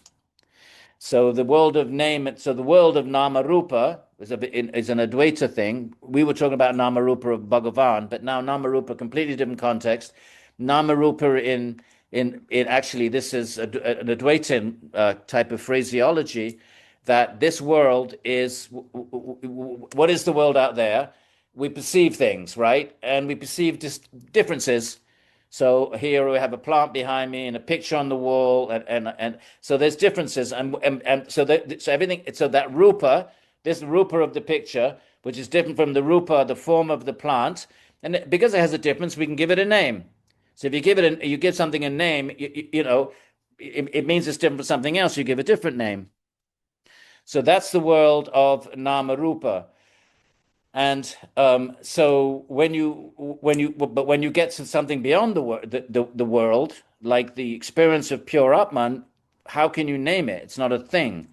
And so they just call it the fourth. You want to refer to it, but you also want to make a point. It's not a nama rupa like everything else. So you don't give it a name like you would give, right? So the other three states of consciousness you can name: waking, dream, deep sleep. But you want to make a point that this is not like a nameable thing. So, but you still want to refer to it, so you've got to come up with something. So you just say it the fourth. That's the logic of that word. Okay, therefore a sage who is not deluded, but whose intelligence is fixed on the self, should accept whatever things are necessary for accomplishing this purpose and no more. We should just accept what is useful for our ultimate goals in life. My friends, it's so important to study these texts, to get inspiration, so we always remember the goal of life. Even Patanjali, which I would barely, it's not a bhakti text, even though it's a theistic text. Okay, it's theistic, Ishvara's there. It's not bhakti, no bhakti there. But what does he say? Kriya Yoga. In the second chapter, what do you do if you want to be a yogi? What kriya, what actions do you do? First is tapaha. But the second is Svādhyāya. Study. If you want to be yogis and yoginis, my friends, here's what you do. Toss out your television. Stick it on the sidewalk with a sign, working order, free, take me home. And that nonsense time you're sitting there watching Netflix, use it for Svādhyāya. That's a yogi life. That's the life of a yogi. Practical, instant. I did it right there in the front. Stop no, hang on, that was something else. Forget that. But I did stick a telly out when I was a student in Colombia. Somebody gave me a telly and I stuck it out in the front. And okay, doesn't matter. But I'm serious. We have to keep ourselves inspired. We have to keep reminding ourselves, because otherwise we get engulfed by the consumer society. Everywhere we go, we're bombarded with signals of consumption. We forget. So Svādhyāya is so important, my friends. Even half an hour a day, even just doing this together, we get inspired. That's why I'm doing it. You all think I'm a nice guy. You think, oh, he's a nice professor. He gives these free classes. I'm doing it for me as well. I'm doing it so that my mind is absorbed in this text. There's no such thing as teacher and student. There's no such thing. We're just fellow travelers, and this text is an opportunity for us to absorb our minds in ultimate truths. Right now, one should not struggle for anything more than what you need to attain the goal of yoga. You need food, you need a place to rest, you need, so Krishna says in Gita, you should eat not too much, not too little, all of that, middle path kind of stuff, right? Buddha was a wonderful example of that, because he started off as a massive hedonist in the royal palace, and then he went to massive austerity in the forest, unprecedented. And then he sort of came out in the middle, and the middle path is one of the the original teachings of the Buddha, that all scholars agree that this was original, right? Because scholars, all the Mahayana stuff and all of that, they're going to say that was all developed centuries later. But when scholars try to reconstruct, same with Jesus of Nazareth, right? You try to reconstruct, you compare Matthew, Mark, Luke, and John, and you try to create, and there's conflicts and differences, and you try to create, and you try to figure out what was original. There was even right here at Rutgers, when I first came in the department, one of my colleagues was involved in the Jesus seminar, and they went through the New Testaments and they color coded it. So red was very likely in the original. Pink, they would actually color code the entire testaments, and they would have red. I can't remember whether red was least likely or most likely, but anyway, red was very likely original. Then pink was maybe, and then they had another color which was very unlikely that it was actually goes back to the actual Christ. So the Buddhist scholars then did the same kind of thing to the Buddha 400 years later. But one of the things they all agree on is this middle path, the Four Noble Truths. They say what goes back to the historical Buddha and the middle path. So the middle path is there in the Gita. These things are not Buddhist. Even the word nirvana is not Buddhist, and the word nirvana is twice in the Gita it's used. So these are terms that were common to all the yogis. And then later on they become identified with particular streams. Okay, so middle path, right? Right. One should not struggle for anything more than this, realizing that doing so would be simply labor for nothing. We labor to maintain these big houses, these opulent houses, all of our effects, and for nothing. They're all going to, how did he use it? We get old and we can't even maintain them anymore. And even our families and all of that, kids are going to leave. I mean, it's not that we don't love our kids, but these are all, what did he call them before? Fallible soldiers. Remember, just a few verses ago. They're fallible, illusory. They're not going to stick with us. So that's what he's saying here. Realizing that doing so, right, we keep attached to all our things, is simply labor for nothing. Then none of this stuff is helpful at the moment of death. It's a simple life. And, and we all need to encourage each other. Now, of course, this is a sadhu life. When the ground is there, what is the use of endeavoring for beds? He's being a bit rhetorical, but actually, this is actually the real sadhus, which are still a living tradition in India. We lost this in Europe in the Middle Ages. We used to have wandering Christian, renunciates in Europe and especially East Europe, but still very alive in India. When two arms belong to oneself by nature, what's the use of pillows? When there are two hands, what is the use of a variety of implements for food? You don't need knives and forks. And when nakedness or the bark of trees is available, what's the use of clothes? Right? So when Rama renounces, is it Rama? Or maybe it's Parikshit. When he renounces, he puts on bark. So you put on bark garments. Bit itchy, you'd think. So make sure there's no bugs in it. Anyway.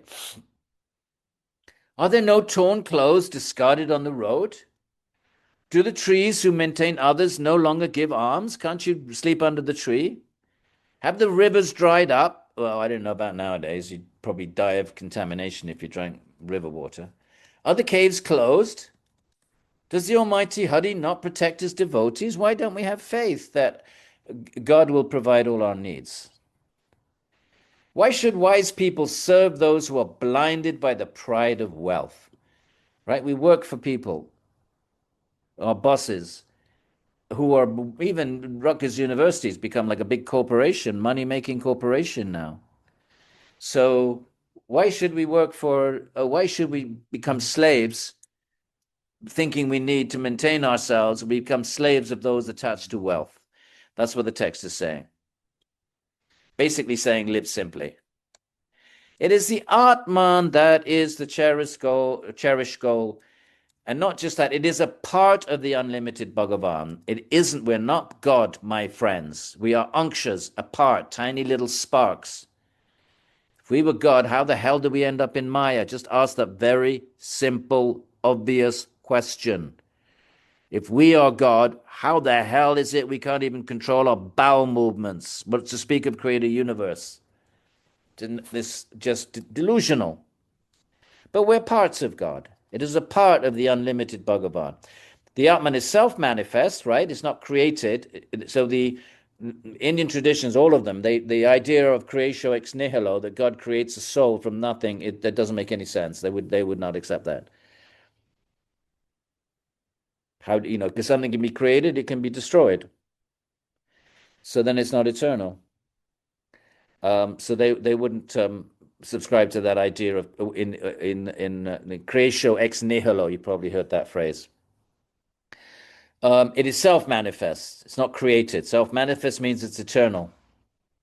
And it's perfect, and it lies within one heart, meaning that's the center of gravity for consciousness. Consciousness pervades the body, so just like the light of the sun, right, or a light of an electric bulb, it's situated on the ceiling, but from there it pervades the room. So where's the Atman actually situated? It's actually minuscule. It's infinitesimally small. It is a substance. It's a substance, but it's infinitesimally small. So where is it located? It's located in the area of the heart, and from there it permeates the body. So when the texts talk about the heart, they're not talking about the physical organ of the heart. They're talking about the location from which consciousness pervades the rest of the body through the subtle body. So consciousness pervades the subtle body, and the subtle body pervades the gross body. This Atman is the goal that one should fix in mind and worship contentedly. It is in this way that the cause of samsara is brought to an end. What is the cause of samsara? Attachment to bhoga.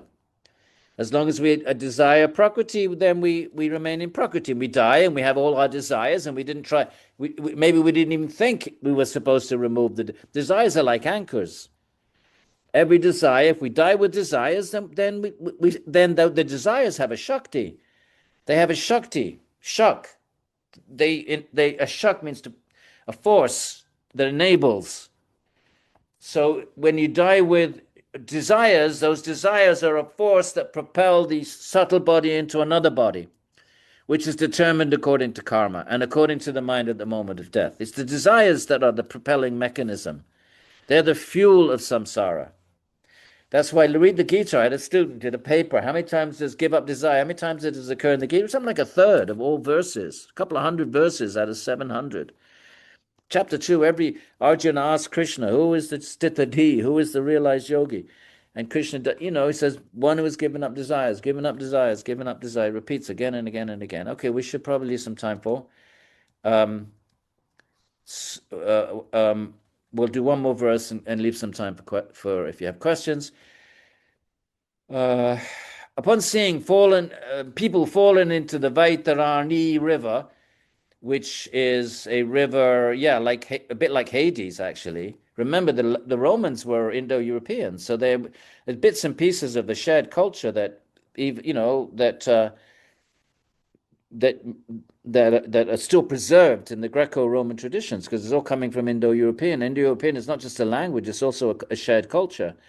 The names of the Greek Roman pantheon and the names of the Vedic celestials are common. You can trace the common etymologies. You can still see it even through the mists of thousands of years of history and separation. You can still see the etymological relationship of Kazantzas wrote a paper on this, and I didn't realize how many names of the other Western, not just Greco-Roman, but Slavic and other Western traditions. I didn't realize how many of them. You could still see the cognate, meaning the essential verbal root, or the nominal root, is still connected to the Vedic ones.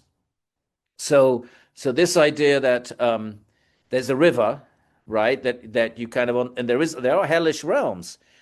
Not hell like forever and ever and ever hells, but hells until you burn up whatever pocket of karma requires you to go to hell. I mean, if you're Adolf Hitler, every person that you cause suffering to, it's equal and opposite. It's cause and effect. Now you have to experience every single, what's going on in Ukraine, what's going on in Gaza. Those responsible for that, and vice versa, in both sides, those responsible for that they have to whatever suffering they inflict on others, they have to experience. Now, either, let's say you're Adolf Hitler and you're responsible for the death of, I don't know, 2 million people. either you die 2 million times under the same conditions, or you can pack all of that reaction into bodies that are specially designed to suffer without losing consciousness. And they're hellish realms where you get these hellish bodies where you can suffer much more than we can suffer. We use consciousness at a certain point and we can't enjoy. Same with the celestial realms, but the reverse, right? We can only enjoy a certain amount. But there are realms which allow incredibly good karma to be experienced and incredibly bad karma to be experienced. But in either case, it's temporal because it's karmic. And once those units, whether good or bad, are burnt up, then you come back. But there's a river. That's the point. So seeing people falling into the Vaitarani river on the way to hell and experiencing the suffering generated by their karma, this is a benevolent, empathetic being. You feel compassion. Who other than a beast, right? Animals. But even animals are compassionate.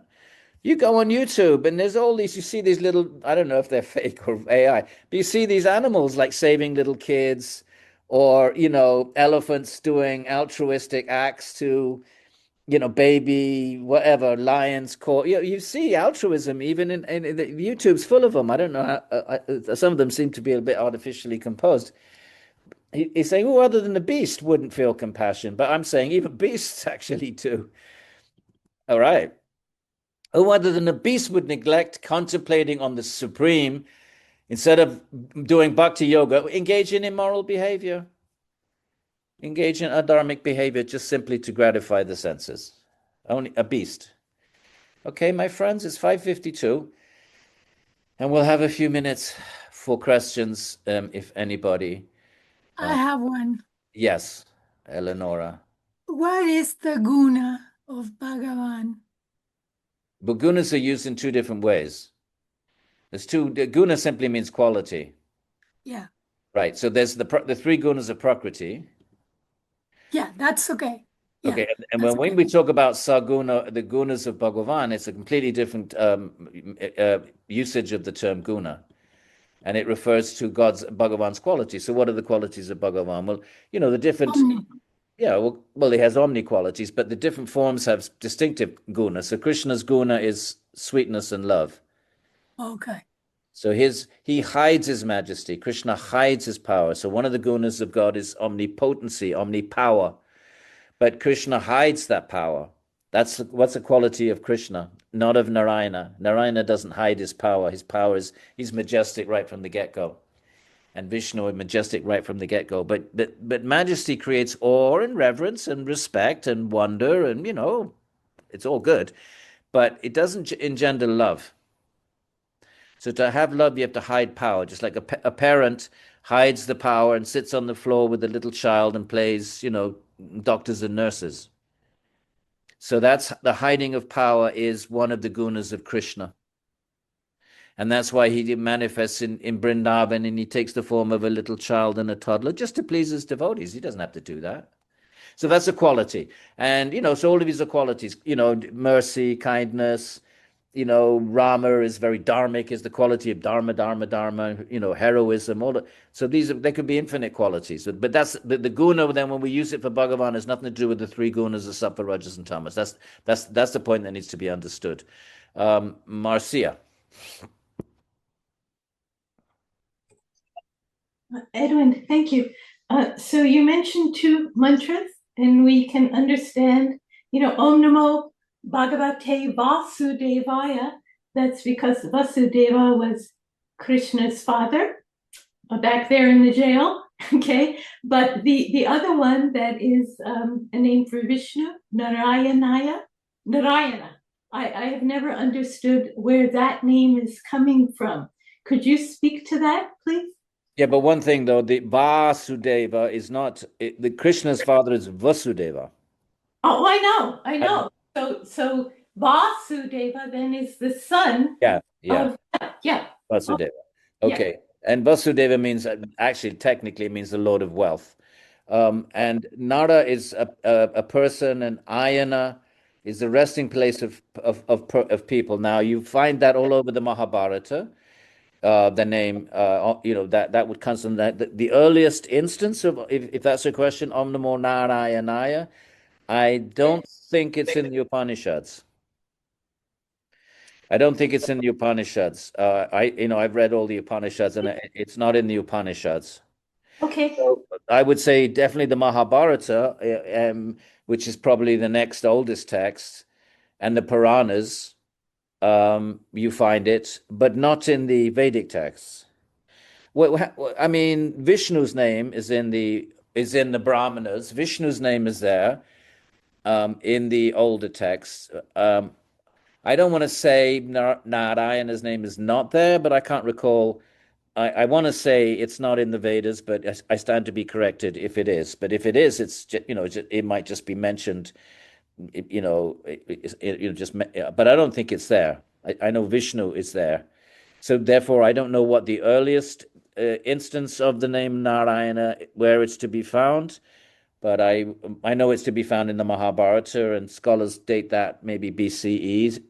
They would say it grows over the centuries, but the original core of it would be BCE. Maybe, I don't know, they probably date it 4th, 5th century or something, in academic dating. So if that's the question, then I don't know of any text before that, but there may be. I just don't know. But do you relate that name to Nara? Yeah. A man? Yeah, Nara and Ayana, the resting places of Nara. The resting places of men. Well, humans, yeah, beings. Okay, thank you. Yeah, Thank you yeah. so much. Never heard that. That's one way of thinking of God, that, God sustains and supports all beings. So he's the Ayana of Nara. Thank you. Yeah. Lakshman. Sorry, Edwin.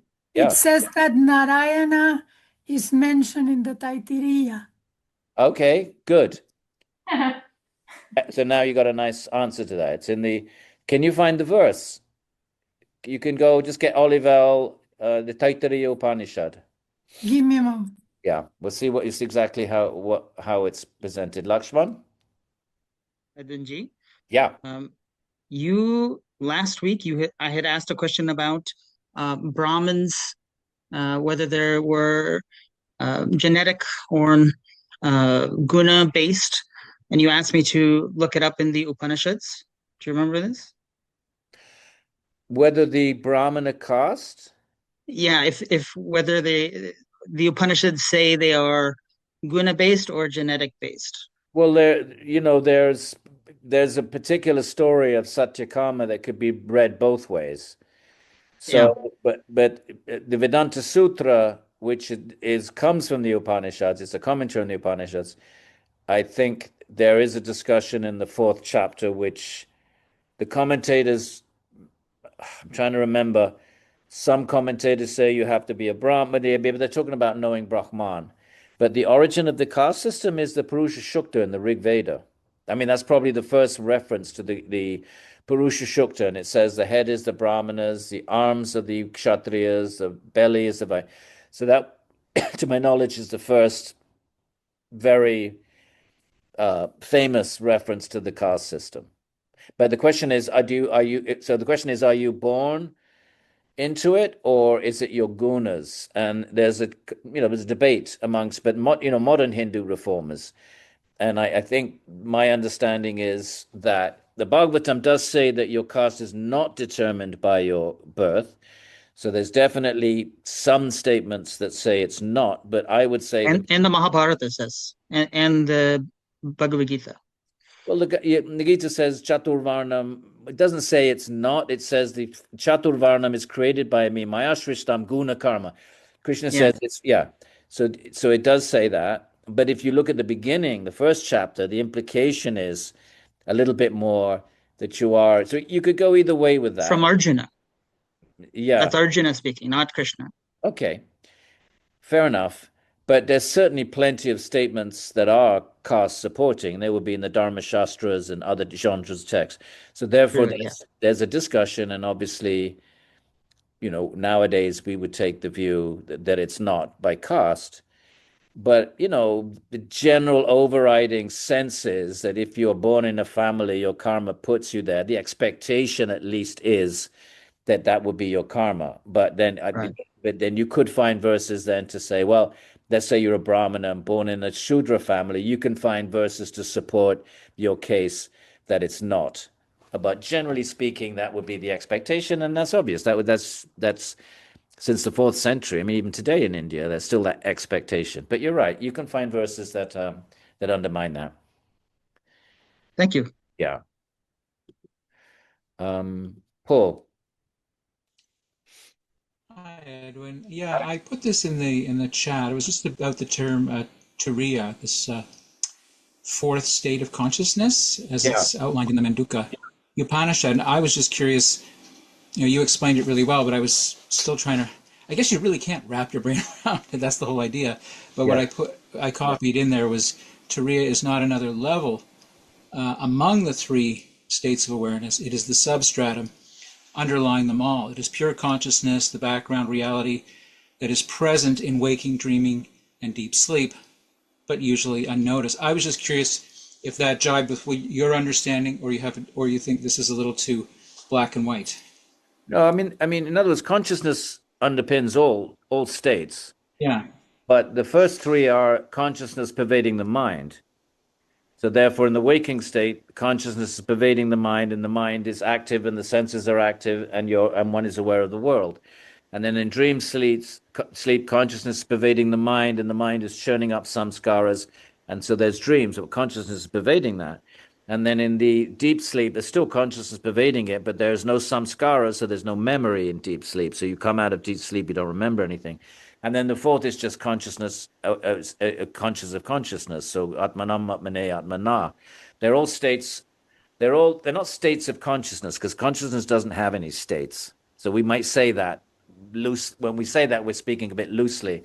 Consciousness is just consciousness. It like the battery power of a battery. But that consciousness of the states are states of mind. So there's three states of mind. All of them have to be underpinned by consciousness. Otherwise, it's dead. There wouldn't be any action. So therefore, three of the states of consciousness are consciousness pervading the mind, and the fourth is just consciousness, conscious of consciousness. Thank you. So they're not technically, if we want to be really, if we want to be precise, they're not states of consciousness. Consciousness just is, and it pervades three mental states. And then turiya is just consciousness, conscious of consciousness, not pervading the mind at all. So it's a transmental state. So what is consciousness doing in the transmental state? It's just consciousness, conscious of consciousness. It has no object. So its only object is itself, if you want to think of it that way. Okay. Great. Rhonda. Thank you very much. Yeah, I just wanted to ask, because of you going over the terminology of Ishvara and in different situation and different traditions, and Bhagavan, and just like in India, you'll get a lot of gurus that call themselves Bhagwan. And I was just wondering how that plays into it, as well as Purusha in the mix of the Atman and Ishvara. Just a little refresher on all those terms. So the traditions where the guru is called Bhagavan are the monistic traditions with Advaita Vedanta, right? And also Kashmir Shaivism, the Shakta traditions. Because in those traditions, in Advaita Vedanta, we are a Brahman. There is no other God. There isn't there isn't God over and above the Atman. Everything, there is just Brahman. And therefore the guru is just kind of like a medium of transmitting Brahman to the disciple, and in that sense the guru is God. But remember, in Advaita Vedanta there's no distinction between God and soul. There's no distinction between anything. It's Advaita. So but that tradition, you find, kind of rhetorically speaking, you find that the guru is sometimes called God. In the, let's say, Kashmir Shaivism, the Shakta tradition, you have the Shivoham, Shivoham, Shivoham. Those traditions, you are Shiva. You are none different from Shiva. and therefore the guru is Shiva, and therefore the guru is God. But then when you become enlightened, you also realize you're Shiva. So in that sense, Vaishnavism doesn't accept any of that. Vaishnavism accepts an eternal distinction between God and the soul, eternal. The guru then is a servant of God, is a sevaka, is a servant God. That would be utterly taboo in Vaishnavism, as it would be in Christianity and in Islam, normative Islam, maybe not Sufi Islam, but in those traditions, the guru is not God, is the representative of God, is the servant of God, is and so forth. So the traditions where the guru is called God would be Advaita Vedanta and the Shakta traditions, and maybe and others as well. So that's that. And what was the other part? Yeah, then Bhagavan and Ishvara, we discussed that, right? The difference between that, the same thing. Ishvara, yeah, go ahead. And Purusha. Purusha is just a term for the Atman. It's another term for the Atman. Okay. And then sometimes, Krishna is called, but if you want to refer, because Krishna is also Purusha, right? Purusha just means not Prakritic. You got Purusha and Prakriti. Mm-hmm. Another way of thinking of it is Chit and Achit. So Prakriti is the matter, the three gunas. Mm-hmm. And then there are entities that are not made of the three gunas, and that's the Atman. Well, Bhagavan is also an entity not made of the three gunas. So sometimes Bhagavan is called the Parama Atman. He's also an Atman, but he's a supreme Atman. In other words, he's a conscious being. He's a being made of consciousness. But the question is, are we different or non-different from that conscious being? So those traditions which says when we get to the highest goal of the Advaita Vedanta or Kashmir Shaivism, there's no difference there isn't a higher being over and above yourself, but in different ways. In Advaita Vedanta, everything is illusory. There's just Brahman. There's no individuality. There's no God. There's no creation. In Kashmir Shaivism, there is a creation. The world is real, but nonetheless, we are all ultimately Shiva, and we have to realize that. And then the mantra is Shivoham, Shivoham, Shivoham, which means I am Shiva, I am Shiva. So in those traditions, then the guru also is Shiva, but so are you ultimately. The guru has realized it, you haven't. But once you do, you become non-different from the guru, non-different from Shiva. Vaishnavism is completely different. You can never be God, because if you were God, why how the hell are you stuck in Maya? So those traditions, the guru would never ever say, you would never find a guru saying that they are God in Vaishnava traditions. They would say they're the servant of God or the representative of God. So with these kinds of questions, there's no sort of generic answers. It depends on the tradition. There's no one size fits all answers. Thank you. Thank you you're so welcome. much. That helps. That really helps. Okay, Peter, we'll take our last question and namaskar, Peter. Namaskar. You still remember Vrindavan? Oh, very well. Think of it every day.